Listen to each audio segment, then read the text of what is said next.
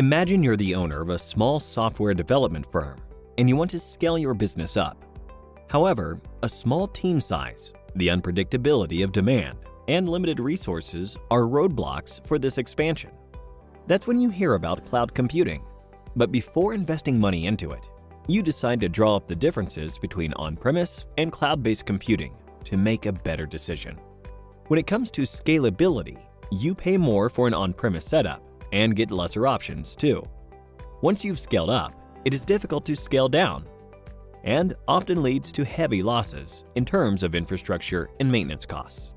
Cloud computing, on the other hand, allows you to pay only for how much you use, with much easier and faster provisions for scaling up or down. Next, let's talk about server storage. On-premise systems need a lot of space for their servers, notwithstanding the power and maintenance hassles that come with them. On the other hand, cloud computing solutions are offered by cloud service providers who manage and maintain the servers, saving you both money and space. Then we have data security. On-premise systems offer less data security, thanks to a complicated combination of physical and traditional IT security measures, whereas cloud computing systems offer much better security and lets you avoid having to constantly monitor and manage security protocols. In the event that a data loss does occur, the chance for data recovery with on-premise setups are very small. In contrast, cloud computing systems have robust disaster recovery measures in place to ensure faster and easier data recovery. Finally, we have maintenance. On-premises systems also require additional teams for hardware and software maintenance, loading up the costs by a considerable degree. Cloud computing systems, on the other hand, are maintained by the cloud service providers, reducing your costs and resource allocation substantially. So now, thinking that cloud computing is a better option, you decide to take a closer look at what exactly cloud computing is. Cloud computing refers to the delivery of on-demand computing services over the internet on a pay-as-you-go basis. In simpler words, rather than managing files and services on a local storage device, you'll be doing the same over the internet in a cost-efficient manner. Cloud computing has two types of models: deployment model and service model. There are three types of deployment models: public, private, and hybrid cloud. Imagine you're traveling to work. You've got three options to choose from. 1. You have buses, which represent public clouds. In this case, the cloud infrastructure is available to the public over the internet. These are owned by cloud service providers. 2. Then you have the option of using your own car. This represents the private cloud. With the private cloud, the cloud infrastructure is exclusively operated by a single organization. This can be managed by the organization or a third party. And finally, you have the option to hail a cab. This represents the hybrid cloud. A hybrid cloud is a combination of the functionalities of both public and private clouds. Next, let's have a look at the service models. There are three major service models available: IaaS, PaaS, and SaaS. Compared to on-premise models, where you'll need to manage and maintain every component, including applications, data, virtualization, and middleware, cloud computing service models are hassle-free. IaaS refers to infrastructure as a service. It is a cloud service model where users get access to basic computing infrastructure. They are commonly used by IT administrators. If your organization requires resources like storage or virtual machines, IaaS is the model for you. You'll only have to manage the data, runtime, middleware, applications, and the OS, while the rest is handled by the cloud providers. Next, we have PaaS. PaaS, or Platform as a Service, provides cloud platforms and runtime environments for developing, testing, and managing applications. This service model enables users to deploy applications without the need to acquire, manage, and maintain the related architecture. If your organization is in need of a platform for creating software applications, PaaS is the model for you. PaaS only requires you to handle the applications and the data. The rest of the components like runtime, middleware, operating systems, servers, storage, and others are handled by the cloud service providers. And finally, we have SaaS. SaaS, or Software as a Service, involves cloud services for hosting and managing your software applications. Software and hardware requirements are satisfied by the vendors, so you don't have to manage any of those aspects of the solution. If you'd rather not worry about the hassles of owning any IT equipment, the SaaS model would be the one to go with. With SaaS, the cloud service provider handles all components of the solution required by the organization. Time for a quiz now. In which of the following deployment models are you, as the business, responsible for the application, data, and operating system? 1. IaaS. 2.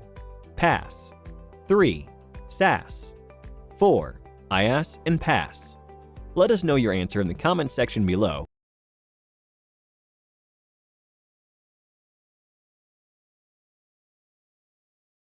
Everybody likes stories, so let's get started with a story.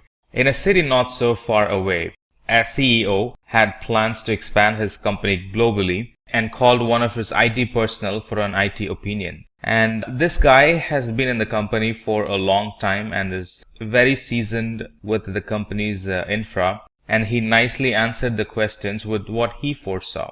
And he said, I have a good news and a bad news for us to go global.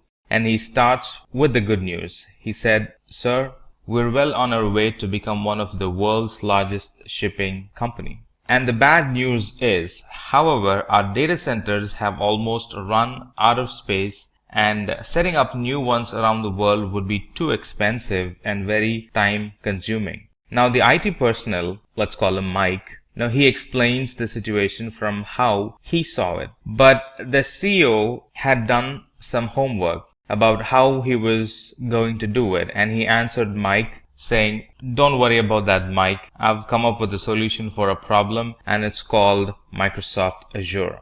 Well, Mike is an hard-working and honest IT professional working for that company, but he did not spend time on learning the latest technologies.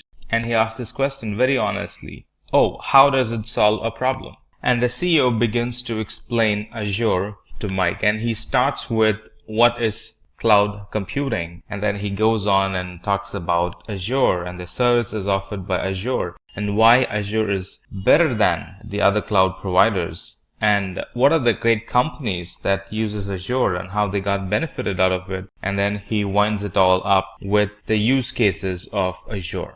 So he begins his explanation saying Microsoft Azure is known as the cloud service provider, and it works on the basis of cloud computing.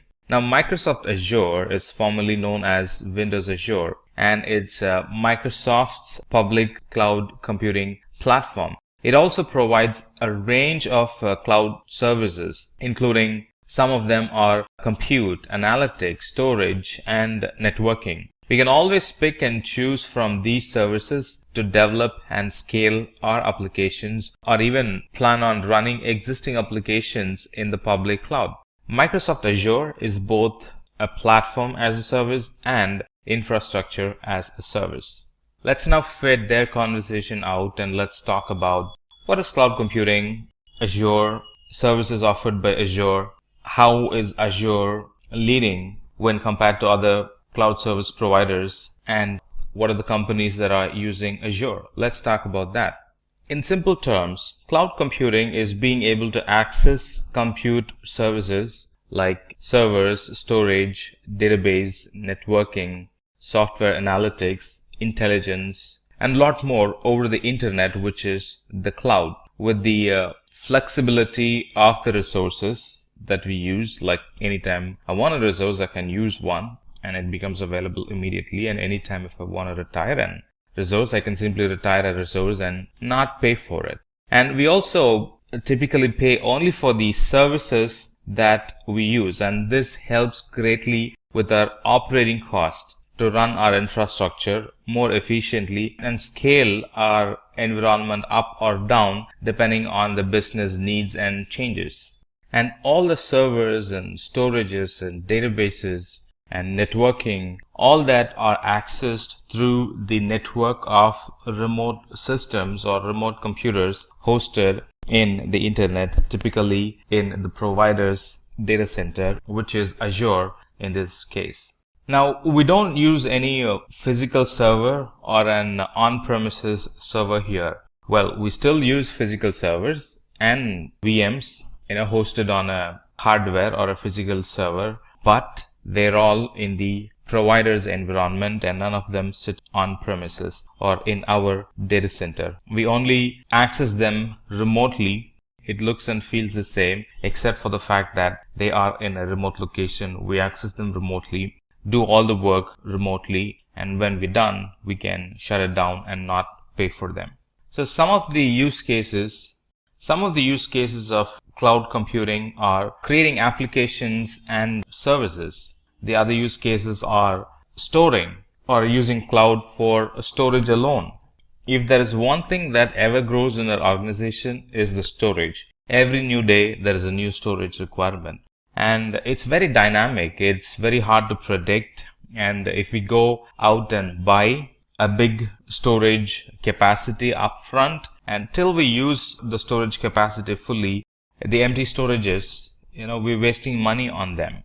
So instead, I can go for a storage which scales dynamically that's in the cloud. Put storage or put data in the cloud and pay only for what you're storing. And for the next month, if you have deleted or flushed out some files or data, pay less for it. So it's a very dynamic storage in the cloud, and a lot of companies are getting benefited from storing data in the cloud because of its dynamic in nature and the cost that comes along with it, the cheap cost that comes along with it. And also they give a lot of the providers like Azure, they give data replication for free. They promise an SLA along with the data we store in the cloud. So there's an SLA attached to it. And they also provide data recoveries as well. If in case something goes wrong with the physical disk where our data is stored, Azure automatically makes our data available from the redundant or other places where it had stored our data because of the SLA they wanted to keep. The other use case for Azure is hosting websites and running blogs using the compute service.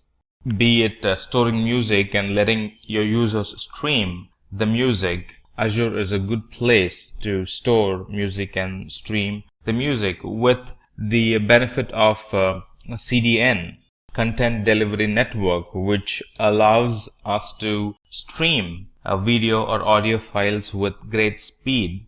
With Azure, our audio or video application works seamlessly because they are provided to the client with very low latency, and that improves the customer experience for our application. Azure Compute Service is a good place for delivering software on demand. There are a lot of softwares, embedded softwares that we can buy using Azure, and everything on a pay-as-you-go service model. So anytime we need a software, we can go out and immediately buy the software for the next 1 hour or 2 hours, let's say, and use them and then return it back. We're not bound to any yearly licensing cost by that. Azure Computing Services has analytics available for us with which we can analyze, get a good visualization of what's going on in a network, be it logs, be it the performance, be it the metrics. Instead of looking at logs and searching logs and trying to do manual things over the heaps and heaps of logs that we have saved, Azure Analytics Services helps us to get a good visual of what's going on in the network. Where have we dropped? Where have we increased? Or what's the major driver? What is the top 10 errors that we get in the server, in the application? Stuff like that. Those can be easily gathered from the Azure Analytic Services. Now, cloud is really a very cool term for the internet. A good analogy would be looking back anytime we look at a diagram. When we do not know how things are transferred, we simply draw a cloud, right? For example, a mail gets sent from a person in one country to a person in the other country. There are a lot of things happening in between from the time you hit the send button and the time the other person hits the read button, right? And the simple and the easiest way of putting it in a picture is simply draw a cloud, and on the one end, one person will be sending the email, and on the other end, the other person will be reading the email. So a cloud is a really cool term for the internet. Now that's some basics about cloud computing. Now that we've understood about cloud computing in general, let's talk about Microsoft Azure as a cloud service. Now, Microsoft Azure is a set of cloud services to build, manage and deploy applications on a network with the help of Microsoft Azure's frameworks. Now, Microsoft Azure is a computing service created by Microsoft basically for building, testing, deploying, and managing applications and services through a global network of Microsoft managed data centers. Now, Microsoft Azure provides SaaS, which is software as a service, and PaaS, which is platform as a service, and IaaS, infrastructure as a service, and they support many different programming languages, tools, and framework. And those tools and framework include both Microsoft specific and third-party software. Now let me pick and talk about a specific service. For example, management. Azure Automation provides a way for us to automate the manual, long running and frequently repeated tasks that are commonly performed tasks both in cloud and enterprise environment. It saves us a lot of time and increases the reliability, and it kind of gives a good administrative control and even schedules the task automatically to be performed on a regular basis. To give you a quick history of Microsoft Azure, it was launched on 1st February 2010, and it was awarded, or it was called an industry leader for infrastructure and platform as a service by Gartner. Now, Gartner is the world's leading research and advisory company. This Microsoft Azure supports a number of programming languages like C#, Java, and Python. All these cool services we get to use and pay only for how much we use. For example, if we use for an hour, we only get to pay for an hour, even the costliest system available. If we use them for an hour, we only pay for that particular hour, and then we're done. No more billing on the resource that we have used.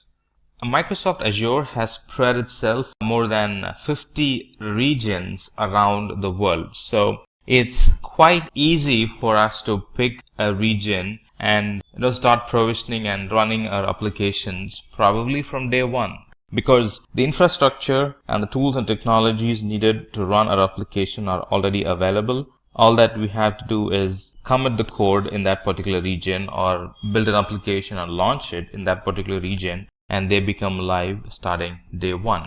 Now, because we have 50 regions around the world, we can very carefully design our environment to provide low latency services to our customers. All right. Instead of in traditional data center, let's say, customers will have to, or their request will have to travel all the way around the globe to reach a data center which lives in the other side of the planet. And this adds more latency to it. And it is really not feasible to build a data center near each customer location because of the cost involved. But with Azure, it's possible. Azure already has data centers around the world, and all that we have to do is just pick a data center, build an environment there. They're available starting day one, number one. And also the cost is considerably saved because we are using a public cloud instead of an physical infrastructure to serve those customers from a very local location. And the services that Azure is offering is ever increasing. As of now, as we speak, we have like 200 plus services offered, and they span through different domain or different platform or different technologies available within the Azure console portal. Now, we're going to talk about that later in this section, so hold your breath till we talk about it. But for now, just know that we have like 200 plus services offered by Azure. Let's now talk about different services in Azure, starting with artificial intelligence plus machine learning, where we have a lot of tools and technologies. So the wide variety of services available in Azure includes artificial intelligence plus machine learning plus analytic services to get to give us a good visual of how the data or how the application is performing, or the type of the category of data stored, and to read from the logs. And variety of compute services, different VMs with different size and different operating systems, different containers available, different type of databases available, a lot of developer tools that are available for us, an identity service to manage our users in the Azure cloud. And those users can be integrated or federated with, let's say, Google, Facebook, LinkedIn. So there are some external federation services. They can be used to integrate with our identity system, IoT services, IoT tools and technologies available, and management tools to manage the users. Creating identity is one, and then managing them on top of it is a totally different thing. And we have tools, technologies to manage the users. Cool services for data migration. Data migration is now made simple.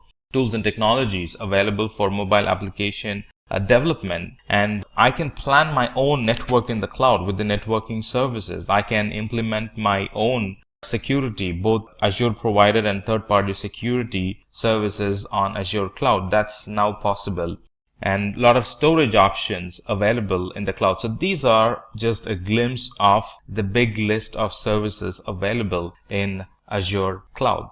So that was a glimpse of what's available in the cloud. Let's talk about the services in specific. Let's take compute for example. Whenever we're building a new application or deploying existing ones, the Azure Compute Service provides the infrastructure we need to run and maintain our application. We can easily tap in the capacity that Azure Cloud Service has, and we can scale our compute requirement on demand. We can also containerize our application. We have the option of choosing Windows or Linux VM machine and take the advantage of the flexible options Azure provides for us to migrate our VMs to Azure and a lot more. And these compute services also include a full-fledged identity solution, meaning integration with Active Directory in the cloud or on-premises, and a lot more. Let's look at some of the services that this compute domain provides. Some of the services the compute domain provides are virtual machines, and this Azure virtual machines gives us the ability to develop and manage a virtual computer environment or a virtualized environment inside Azure's cloud environment, that too in a virtual private network. Now we will talk about virtual private network at a later point, but as of now just know that there are a lot of services available in Azure Compute Service that we can get benefited from. We can always choose from a very wide range of compute options. For example, we have an option to choose the operating system. We have the option to choose whether the system should be in on-premises or in the cloud, or do we want to maintain the environment both in on-premises and in the cloud. We have the option of choosing the operating system, whether we want to use our own operating system with some software attached to it, or do we want to go and buy the operating system from the cloud, from Azure Marketplace. And these are just a few of the options available for us when we want to buy the compute environment. And these compute environments are easily scalable, meaning we can easily scale our VM instances from one instance to thousands of virtual machines in a matter of minutes, or simply put, in a couple of button clicks. And all these services are available on a pay for what we use model, meaning there is no upfront cost. We use the service and then pay for the services that we have used. There is no literal long-term commitment when it comes to using virtual machines in the cloud. And most of the services are built on a pay-per-minute billing basis. Alright, and at no point, because of the pay-per-minute billing model, at no point we will be overpaying for any of the services. That's attractive, isn't it? Now let's talk about batch service. Now, batch service is always independent. Regardless of whether you choose Windows or Linux, it's going to run fairly well. And with batch service, we can take advantage of the environment's unique features. And not only that, in short, the batch service helps us to manage the whole batch environment, and also it helps to schedule the jobs. Now this Azure batch service actually runs on a large scale parallel and high performance computing. Because of that, batch jobs are highly efficient in Azure. And when we run batch services, this Azure batch creates a pool of computer nodes and installs the needed applications that we want to run, and then it schedules jobs to those individual nodes in those pools. As a customer, there is no need for us to install a cluster, or there is no need for us to install a software that actually schedules the jobs, or even to manage or even to scale those infrastructure or the software, because everything is managed by Azure. And this batch service is a platform as a service. There is no additional charge for using this batch service except for, the only charges that we'll be paying is for the virtual machines that the service uses, and the storage that we will be using, of course, and the networking services that we will be using for this batch service.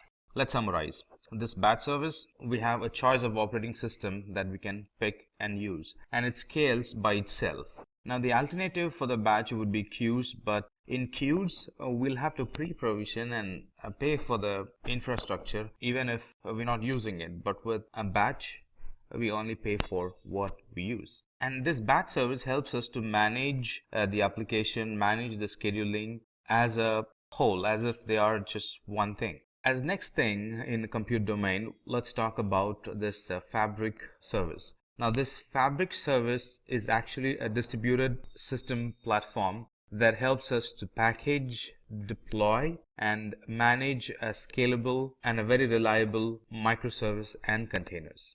And what does it help? This Azure Fabric service helps us, or it helps the developers and administrators so they can avoid the complex infrastructure problems, and they can focus only on implementing workloads or taking care of their development, taking care of their application instead of spending time on infrastructure. So what's Service Fabric? Service Fabric, it provides runtime capabilities and life cycle management to applications that are composed of microservices, no infrastructure management at all. And with Service Fabric, we can easily scale the application to tens or hundreds or even to thousands of machines. Here, machines represent containers. As next thing in compute domain, let's talk about virtual machine scale set. Now, this virtual machine scale set, it lets us to create a group of identical load balanced VMs. I just want to mention it again. It helps us to manage a group identical and load balanced VMs. The number of instances or the number of VM instances in a scale set can increase or decrease in response to the demand or in response to a schedule that we define. The resources needed on a Monday morning is not the same as that would be required on a Saturday or a Sunday morning. All right. And even within the day, the resources that would be needed in the beginning of the business hour is not the resources that would be needed at noon or, after 8 or 9 in the evening. So the demands could actually vary in the environment, and this scale set helps us to take care of the varying demand or take care of the different infrastructure requirement at a different schedule throughout the day, throughout the week, throughout the month, or could be throughout the year as well. The scale set also allows us to provide high availability to our applications, and it helps us to centrally manage, configure, and update a large number of VMs as if they are just one thing. Now you might ask, well, virtual machines are enough. Why would we need a virtual machine scale set? Just like I said, this virtual machine scale set helps us with a greater redundancy and improved performance for our applications. And those applications can be accessed through a load balancer that actually distributes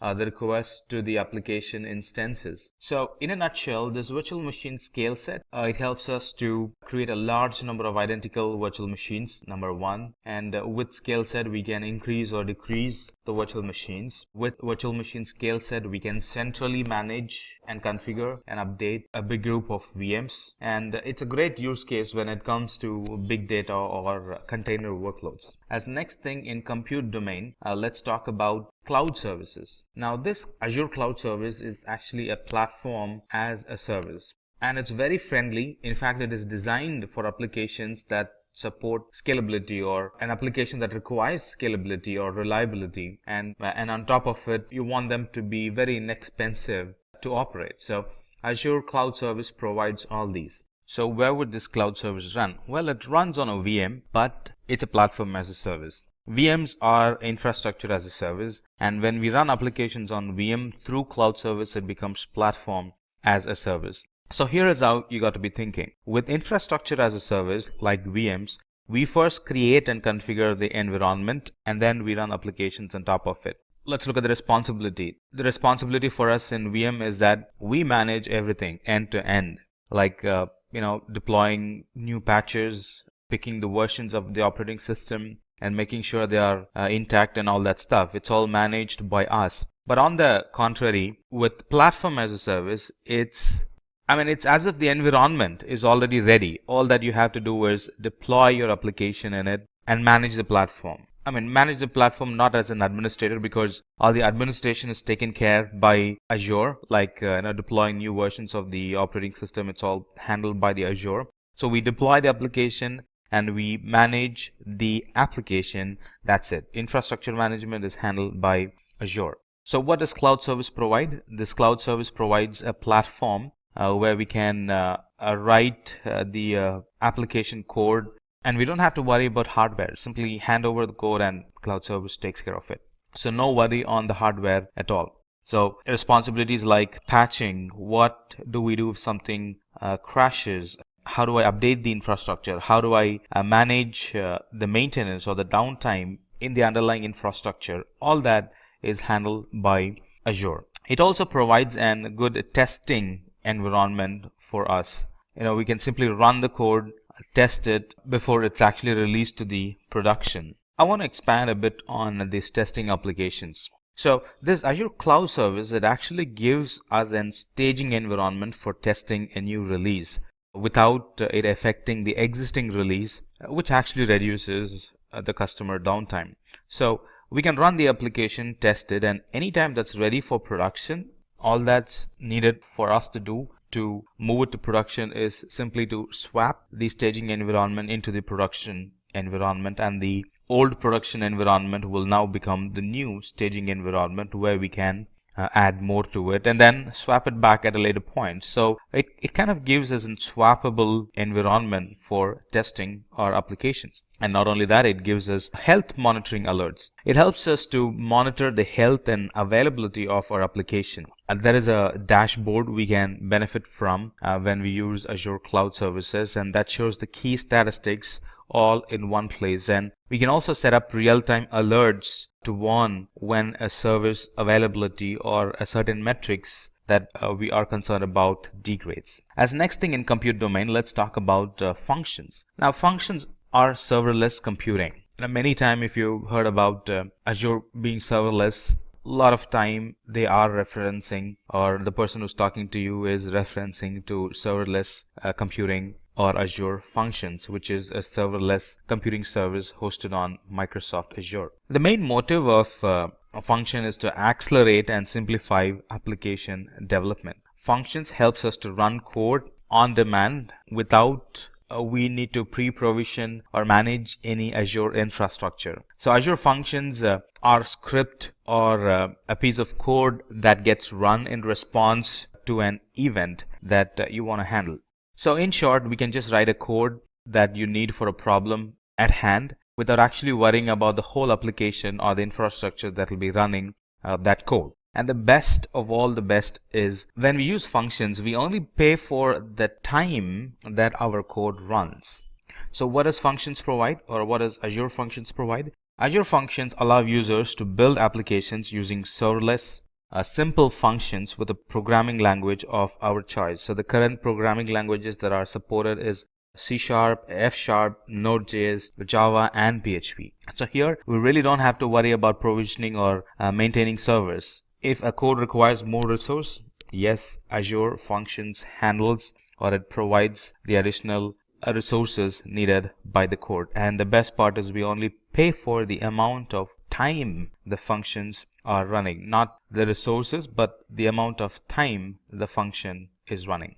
As next thing, and moving to the new domain, let's talk about the container domain in Azure.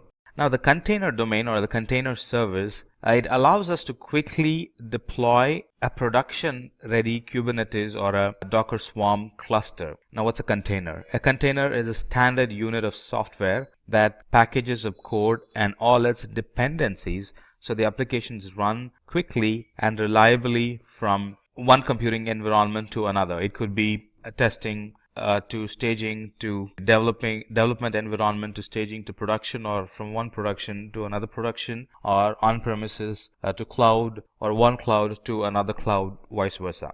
Now imagine we had an option not to worry about the VM and just focus on the application. Well, that's exactly what containers helps us achieve. So these container instances enable us to focus on applications and not worrying about managing VMs, or not worrying about learning the new tools required to manage the VMs or even the deployment.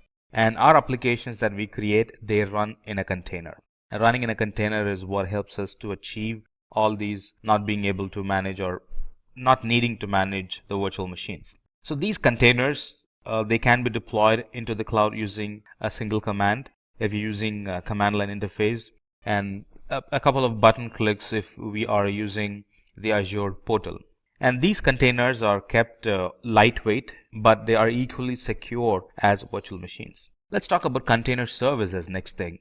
The container service, or sometimes called as Azure Kubernetes Service, it helps us to manage the containers. Container is one thing, and a service that's used to manage the container is another thing. Now this Kubernetes service, or ACS, it helps us to manage the containers. So let's expand on this a bit. So this Azure Container Service, or ACS, it actually provides a way to simplify the creation, configuration, and management of a cluster of virtual machines that are pre-configured to run containerized applications on top of them. Deploying these containers might take like 15 to 20 minutes, or deploying the virtual machines that run containers in it might take 15 to 20 minutes. And once they are provisioned, we can actually manage them by using simple SSH tunnel into them. And this ACS, when it runs applications from Docker images. What does that mean? Docker images makes sure that the applications the container runs are fully portable. Images are portable. And ACS also helps us to orchestrate the container environment. Not only that, it also helps us to ensure that these applications that we run in containers can be scaled to thousands or even tens of thousands of containers. So in a nutshell, managing an existing application into a container and running it using AKS or ACS is really easy, or that's what it is all about, to make the application management or migration easy. Now, managing the container-based architecture, and we discussed that containers could be tens or even tens of thousands of containers. So managing them is made simple using this container services. And even training of model using a large data set in a complex and resource intensive environment, this AKS helps us to simplify that environment. Alright, as next thing in container domain, let's talk about container registry. We spoke about registry a little bit when we spoke about Docker images. So container registry is a single place where we can store our images, which are Docker images. When we use containers, it's Docker images that we use for our image purposes. So these container images are a central registry that can be used to ease container development by easing the storage and management of container images. So there we can store all kind of images like Docker Swarm, or the images used in Docker Swarm are in Kubernetes. Everything can be stored in container registry in Azure. Now, anytime we store a container image, it provides us an option for geo-replication. What that means is that we can efficiently manage a single registry replicated across multiple regions. Now, these geo-replication, it actually enables us to manage global deployments, assuming we are having an environment that requires a global deployment. So it helps us to manage global deployments as one entity because we are geo-replicating. We would be updating, we would be editing one image, and that image gets replicated throughout the global replication centers we would have set up. And so just one editing would have actually edited the global images, and those global images would have provisioned the global application. So one edit, replication, and then provisioning of the applications global wide. And this replication also helps us network latency, because anytime an application needs to deploy, it does not have to rely on a single source which can be reached only through high latency network. Because we have global replications around the world, anytime the application wants to check back, it would check back the application which is in a very nearby location for the application itself. Global replication means that we are managing it as a single entity that's being replicated across the multiple regions in the globe.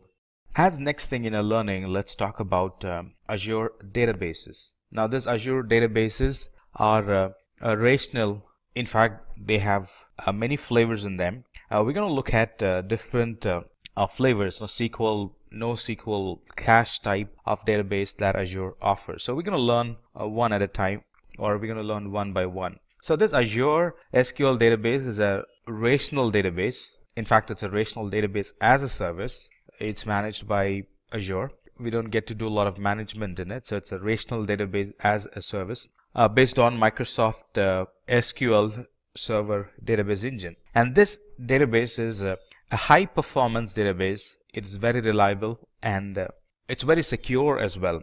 And this high reliability, high performance, and for this high security, we really don't have to do anything. It comes along with it, and it's managed by Azure.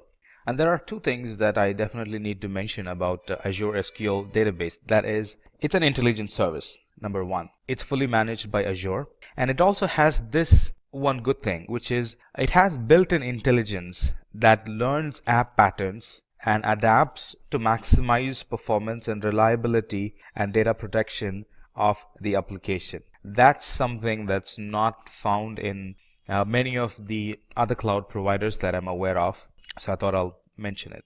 So it uses built-in intelligence to learn about the user's database patterns and helps improve performance and protection.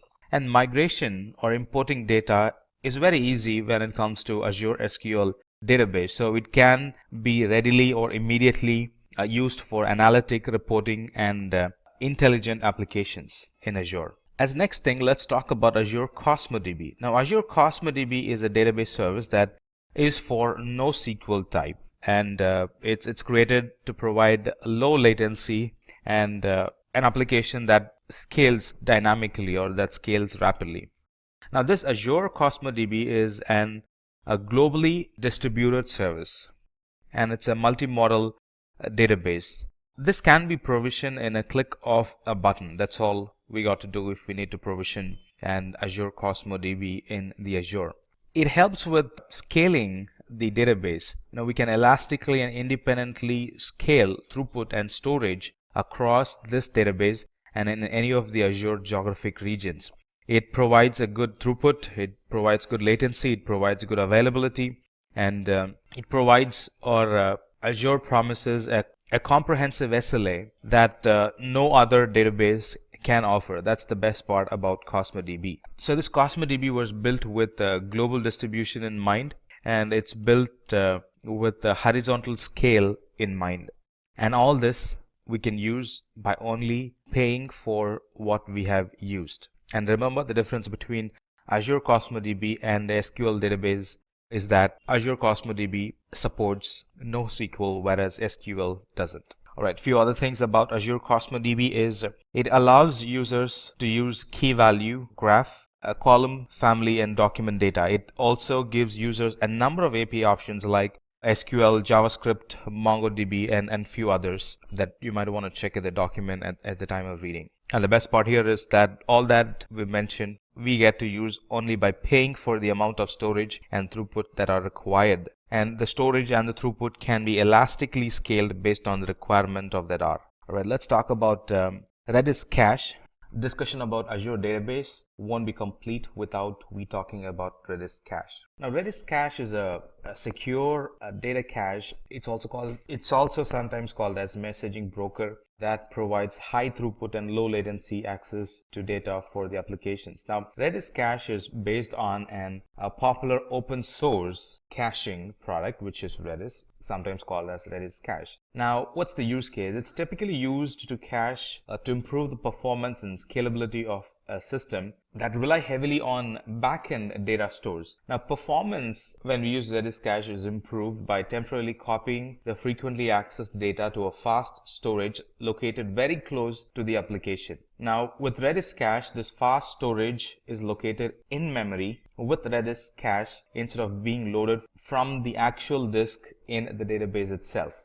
Now, this Redis cache can also be used as an in-memory data structure store. Not only that, it can be used as a distributed non-relational database and a message broker. So there are a variety of use cases for this Redis cache. And by using Redis cache, the application performance is improved by taking advantage of the low latency and the high throughput performance that this Redis cache engine provides. So to summarize, this Redis cache, when we use Redis cache, data is stored in the memory instead of the disk to ensure that there is high throughput and low latency when the application needs to read the data. It provides various levels of scaling without any downtime or interference. Now, this Redis cache is actually backed by Redis server, and it supports string, hashes, linked list, and various other data structures. Now let's talk about security and identity services.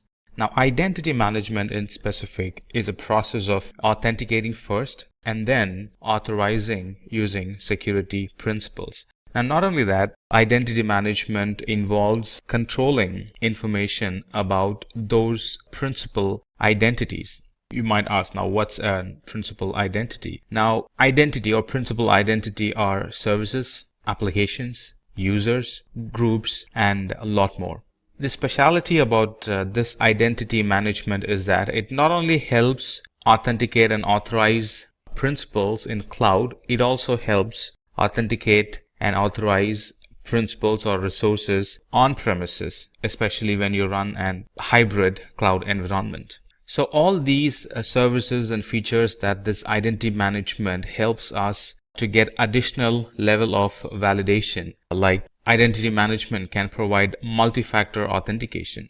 It can provide access policies based on condition, a permit or deny based on condition. It can also monitor suspicious activity, and not only that, it can also report it. It can also help generate alerts for potential security issues, and in a way to mitigate it, can send us an alert so we can get involved and prevent a security accident from happening. So let's talk more about identity management. So some of the services under security and identity management are Azure Security Center. Now, this Azure Security Center provides security management and threat protection across the workloads in both cloud and in the hybrid environment.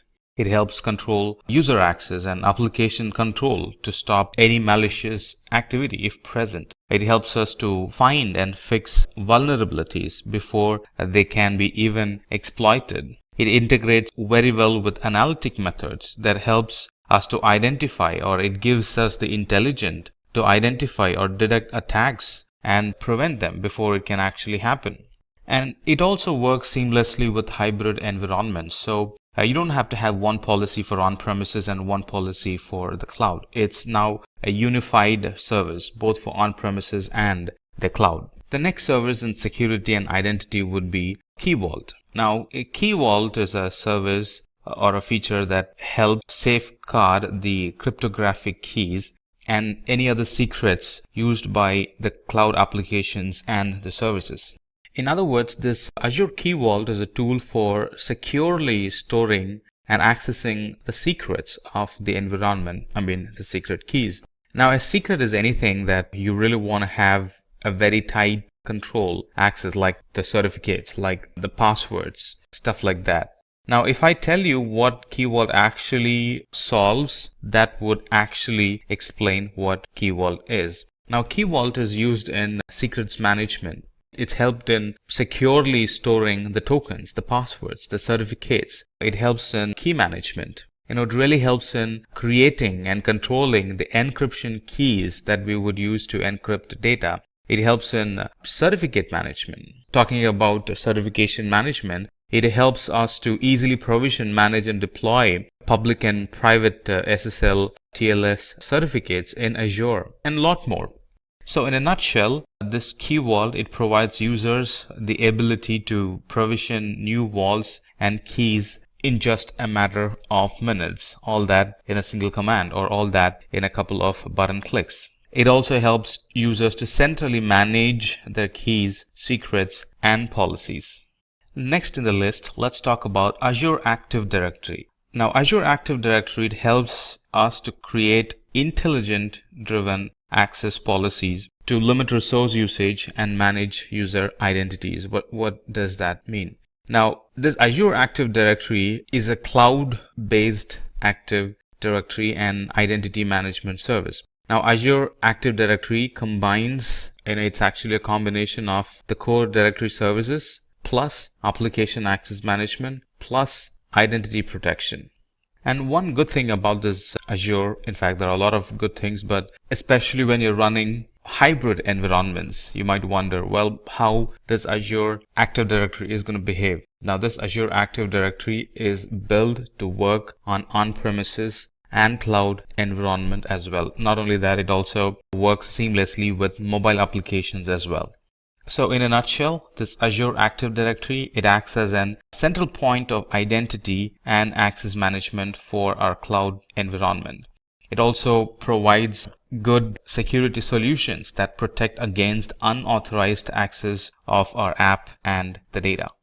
Now that we've discussed about security and identity, let's talk about the management tools that Azure has to offer. Azure provides built-in management and account governance tools that helps administrators and developers, that helps them to keep their resources secure and very compliant.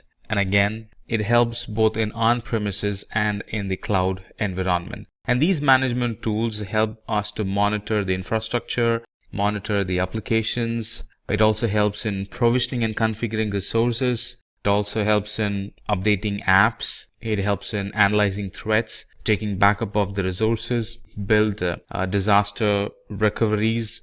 It also helps in applying policies and conditions to automate our environment.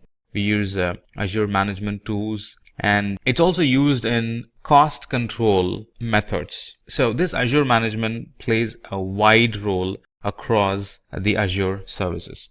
And in the management tools, first comes the Azure Advisor. Now this Azure Advisor, it acts as a guide to educate us about Azure best practices. It throws recommendations that we can select on the basis of the category of service, and it also provides the impact it can have, or the impact that would happen in our environment if we follow the recommendations given. And recommendations are, first one is the recommendations are kind of templatized, and it throws the templatized recommendations. Not only that, it also provides customized recommendations on the basis of the configuration, on the basis of our usage patterns. And these recommendations are not hard. It's not like something that it recommends and then just leaves us hanging there.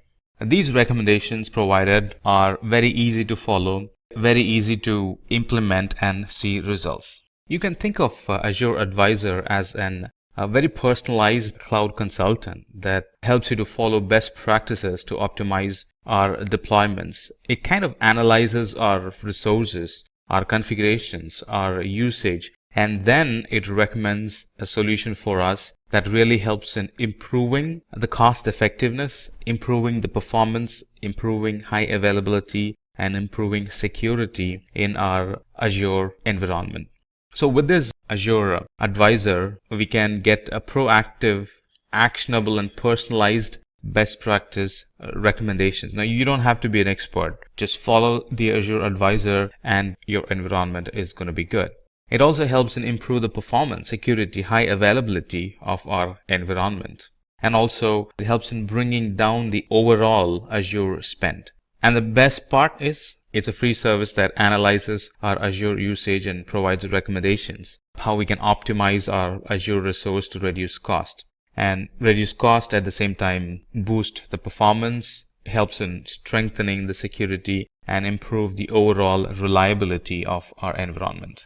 And next in the list would be Network Watcher. Now this Network Watcher helps users identify and gain insights in the overall network performance and the health of the overall environment. Now these Azure Watchers provides enough tools to monitor, to diagnose, to view the metrics, and to enable or disable logs, which means generate and collect the logs for resources in the Azure Virtual Network. So with Network Watcher, you can monitor and diagnose issues in networking without even logging into the virtual machines. With just the logs, which are real time, we can actually come to a conclusion what could be wrong in a certain resource, in a VM or in a database, by just looking at the logs. And not only that, it's used for analytic or to gain some intelligence of what's happening in our network. We can gain a lot of insight to the current network traffic pattern using the security group flow logs that this Network Watcher offers. It also helps in investigating VPN connectivity issues using detailed logs. Now, you might or might not know that VPN troubleshooting requires both parties, or it involves two parties. The person, the network administrator on this side and the network administrator on the other side. And they will have to check logs in their end, and we'll have to check logs in our end, stuff like that. But with the Network Watcher, it kind of takes it to the next level. The logs itself, we could easily identify which side is having the issue and suggest an appropriate fix. And the next in the list would be Microsoft Azure Portal. Now, this Microsoft Azure Portal, it provides a single unified console to perform various number of activities like building, not only building, managing and monitoring the web applications that we build. Now, this portal can be used to organize our environment or the appearance of the environment or the visual of the environment based on our work style. And using Azure Portal, users can control who gets to manage or access the resources, all from the Azure Portal. And this Azure Portal gives a very good visibility on the spends that happen on each resource, right? And if we can customize it, we can also identify spends based on team, spends based on days, spends based on department, stuff like that. So it kind of gives us a good visual of where the money is spending or where is the bill consumed within the Azure environment. Next in the list would be Azure Resource Manager. Now, Azure Resource Manager enables us to manage the usage of the application resources. Now, we use Resource Manager to deploy, monitor, and manage solution resources as a group, as if it's one single entity. Now, the infrastructure of our application is typically made of various components, which includes virtual machine, storage, virtual network, web app, database servers, some other third-party services that we might use in our environment. And they are by nature separate services. But with Azure Resource Manager, we don't see them as different components or different entities. Instead, we see them as related services in a group that supports an application. Now we kind of get the relation between them instead of letting them spread. Azure Resource Manager identifies the relation between them and helps us to visually see them all as one or single entity. Not only that, Azure Resource Manager helps or it ensures that the resources that we provision are deployed at a constant rate along with the other application. It also helps users to visually see their resources and how they are connected, and that helps in managing the resources a lot better. Resource group also is used to control who can access the resources within the user's organization. Kind of gives you the fine-grained control over who gets to access and who does not get access. And the last one in the management tools would be automation. And this automation gives us the ability to automate, configure, and install upgrades across hybrid environments.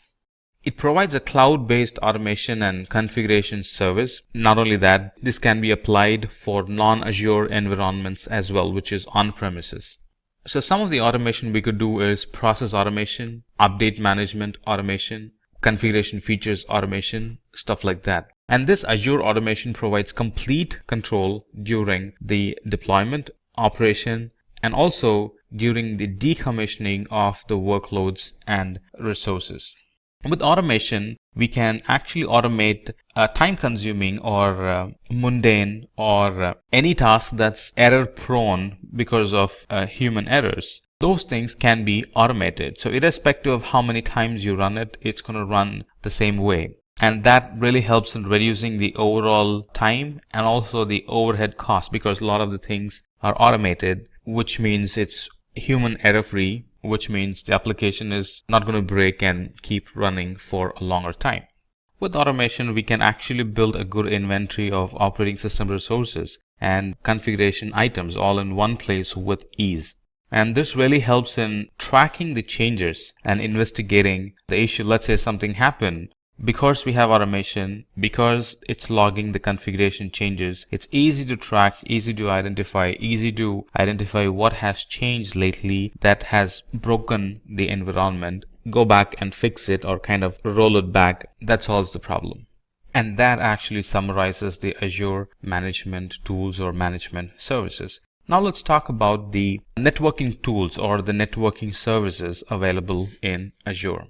There are a variety of services, especially networking services, that Azure offers, and I'm sure it's going to be an interesting one. Let's begin our discussion with Content Delivery Network. Now, the Content Delivery Network, in short, CDN, it allows us to perform secure and a very reliable content delivery. Not only that, it also helps in accelerating the delivery time, or in other words, reducing the delivery time, also called as load times. It also helps in saving bandwidth and increases in responsiveness to the application. Let's expand on this. The Content Delivery Network is actually a distributed network of servers that can efficiently deliver web content to users. Now, CDNs, we're going to use the word CDN here. CDNs store cached content on global edge servers, also called as POPs, point of presence locations, that are very close to the end users, so the latency is minimized. It's like taking a copy of the data or taking a multiple copy of the data and storing it in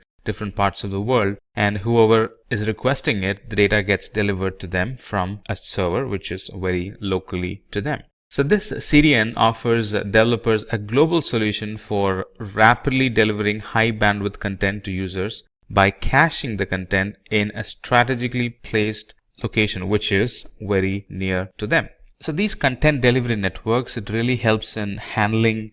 That's one advantage you get for content delivery network. That's we can handle spikes and heavy loads very efficiently. And we can also run analytic against the logs that gets generated in content delivery network, which helps in gaining good insight on the workflow and what would be the future business need for that application. And this, just like a lot of other services, this is on a pay-as-you-go type. So you use the resource first and then you only pay for what you have used. The next one in networking would be ExpressRoute. Now, ExpressRoute is actually a circuit or a link that provides a direct private connection to Azure. And because it's direct, it gives low latency link to Azure. It gives good speed and reliability for the Azure data transfer. It could be on-premises to Azure. So it gives very good speed. It gives increased reliability and low latency for that connection. Let's expand on this a bit. Now, this ExpressRoute is a service that actually provides a private connection between Microsoft data center and infrastructure in our premises or in a different co-location facility that we might have. Now, these ExpressRoutes do not go over the public internet. And because they don't go over the public internet, they offer a high security, reliability, and speed and low latency compared to the connections which are in the internet. Because it's fast, because it's reliable, because it has low latency, it can be used as an extension of our existing data center. Users are not going to feel the difference whether they are accessing services from an on-premises or in the cloud environment, because latency is minimized as much as possible. Users are really not going to see the difference. And because it's a private line and not a public internet line, it can be used to build hybrid applications without compromising privacy or the performance.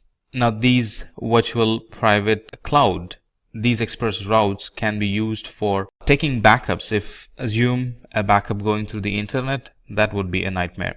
If you use express route for backups, that's going to be fast. And imagine recovering a data through the internet, from the cloud, through the internet, to the on-premises in a time of disaster. That would be the worst nightmare. So these express routes can be used not only to backup, but also to recover the data. Because it provides good speed, low latency, recovering the data is going to be a lot sooner. The next product or service we're going to discuss in networking is Azure DNS. Now, Azure DNS allows us to host domain name in Azure, and these domain names come with an exceptional performance and availability. Now, Azure DNS is used to set up and manage DNS zones and records for our domain name in the cloud. Now, this Azure DNS is a service for DNS, just like the name says, and it provides name resolution by using Azure's infrastructure. And by using this domain, we can actually manage the DNS ourselves through the Azure portal with the same credential. Imagine having a DNS provider which does not even belong in our IT. Imagine that environment. We would have a separate portal to manage the DNS environment. Now, those are gone. And now we can actually manage the DNS in the very same Azure portal where we use the rest of the other services. And this Azure DNS very much integrates with other DNS service providers. It uses a global network of name servers to provide fast response to DNS queries.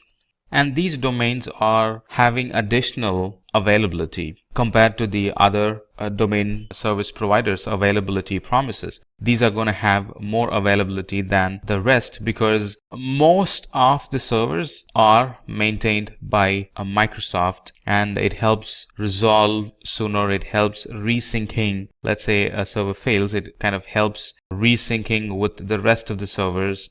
So all the Microsoft's environment, all the Microsoft's global network of name servers kind of ensures that our domain names are resolved properly, not only properly, but also are available most of the time. Right, next in the list in networking services is virtual network.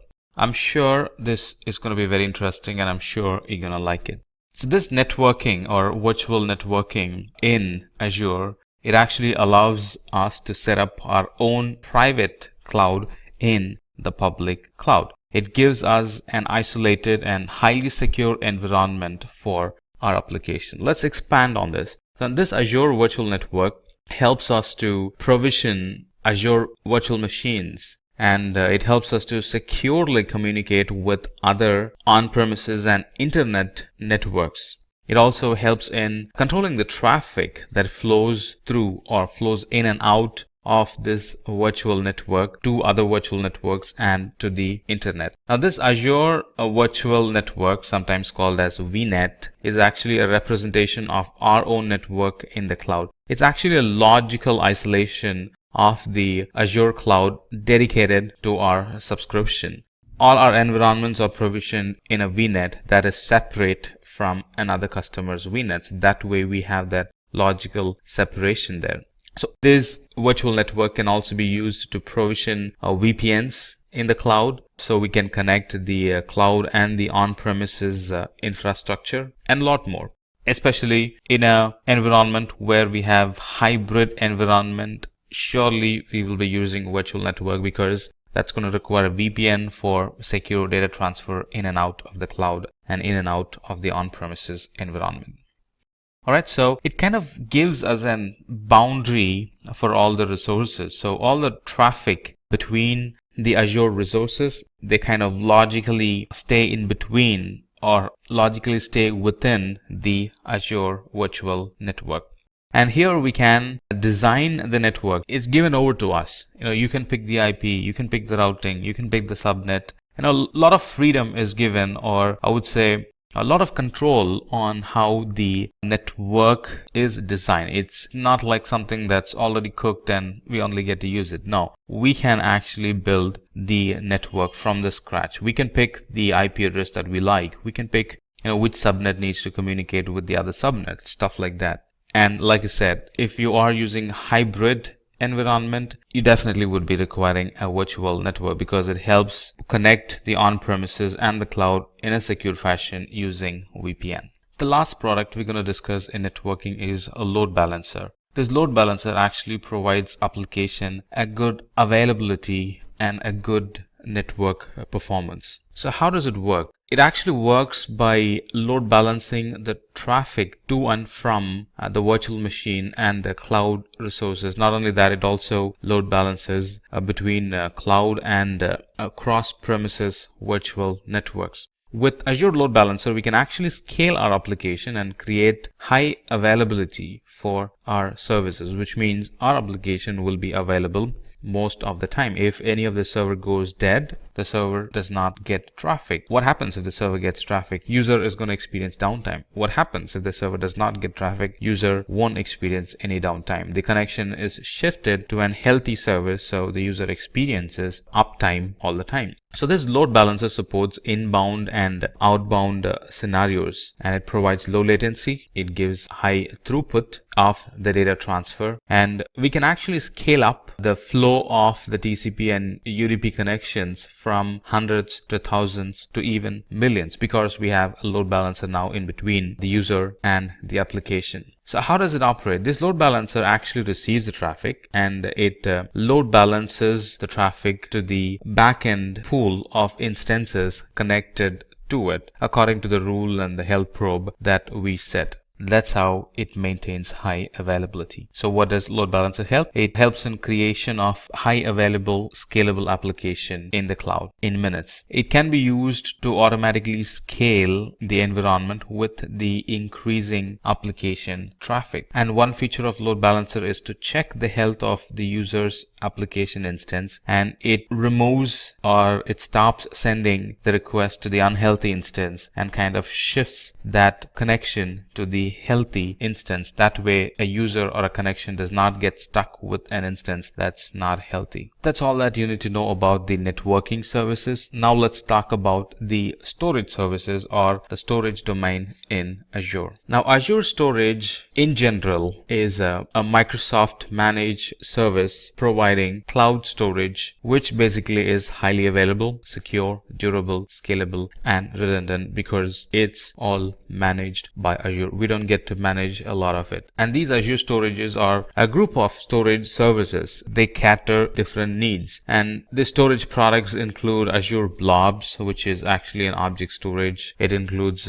Azure Data Lake. It includes Azure Files. As you see, it includes Azure Queues. It includes Azure Tables and a lot more. But let's start our discussion with Azure Store Simple. Azure Store Simple is an hybrid cloud storage solution that actually lowers the cost of storage to nearly 60% of how much you would be actually spending without using it. So Azure Simple Storage or Store Simple is an integrated storage solution that manages the storage task between on-premises and the cloud storage. What I really like about Azure is that it's built around a hybrid environment in mind. There are a lot of other cloud providers that are there where running an hybrid environment is a big challenge.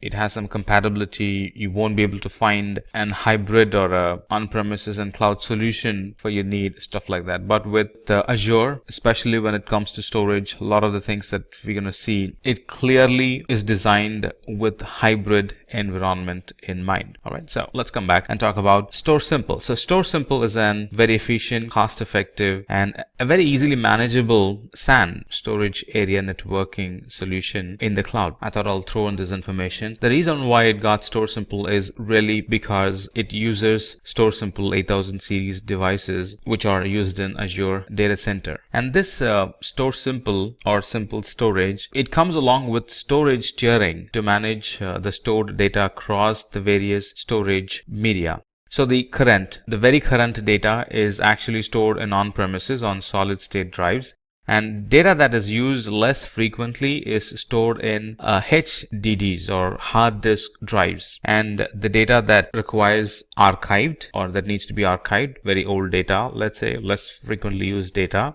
candidate for archive, they are actually pushed to the cloud. So you see how this storage tiering automatically happens in Store Simple. And another cool feature of Store Simple is that it enables us to create an on-demand and scheduled backups of data and then store the data locally or in the cloud.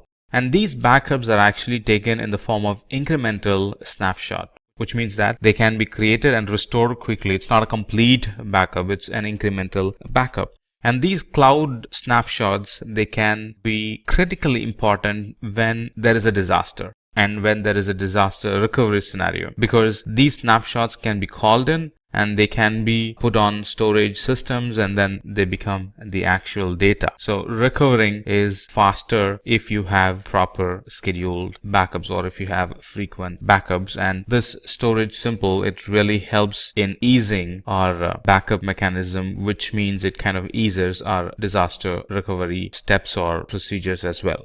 So this Store Simple, it can be used to automate data management, data migration, data movement, data tiering across the enterprise, both in cloud and on premises. It actually improves the compliance and accelerates the disaster recovery for our environment.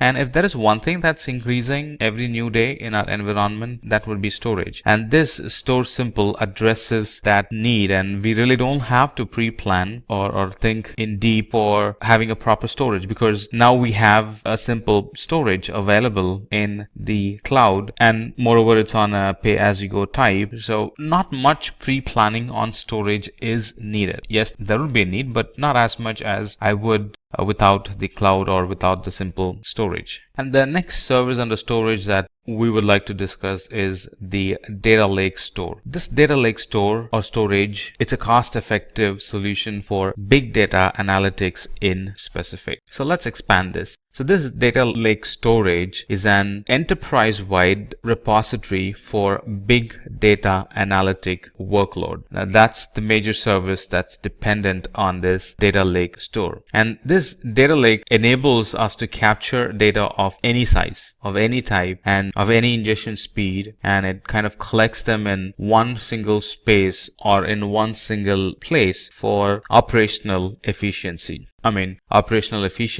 And for analytic purpose. Hadoop in Azure is very dependent on this Data Lake Storage. And this Data Lake Store is designed with performance for analytics in mind. So anytime you think of, or anytime you're using analytic in the cloud, or anytime you're using Hadoop in the cloud in Azure, we are definitely using, or we will be, to the most part, or the normal procedure or the right storage to pick would be Data Lake Store in Azure. It's designed with security in mind. So anytime we use Azure storage, we can be rest assured that we are using storage from within a data center which was built with security in mind. So this data store also uses Azure Blob Storage behind the scenes for global scale, durability, and for performance. Let's talk about blob storage. Now, blob storage provides large amount of storage and scalability. Now, this blob storage is the object storage solution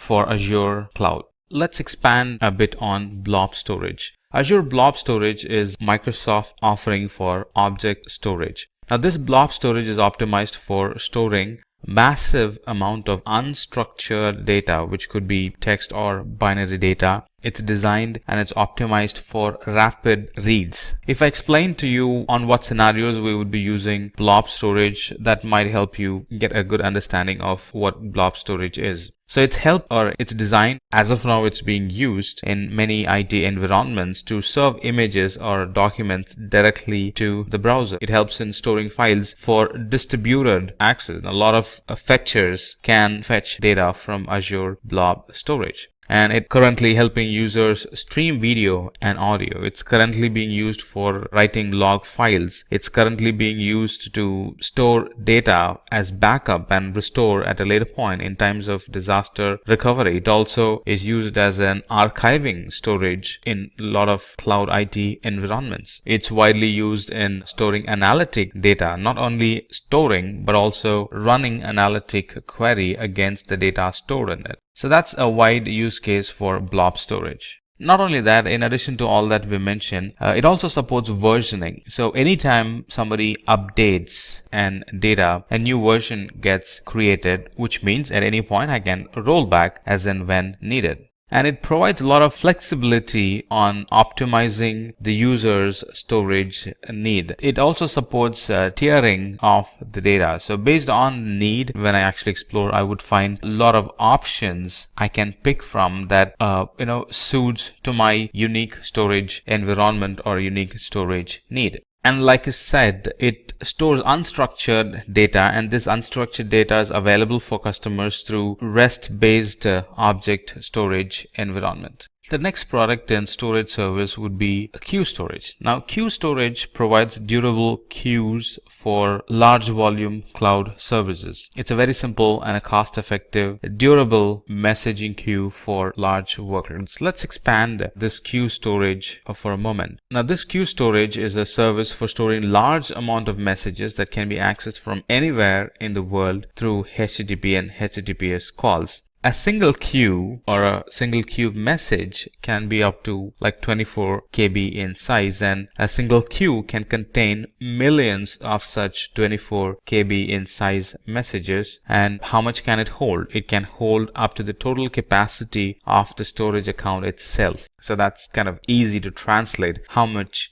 would it hold? And this Azure Queue Storage, it provides an messaging solution between applications and components in the cloud. What does it help? It helps in designing an application for scale.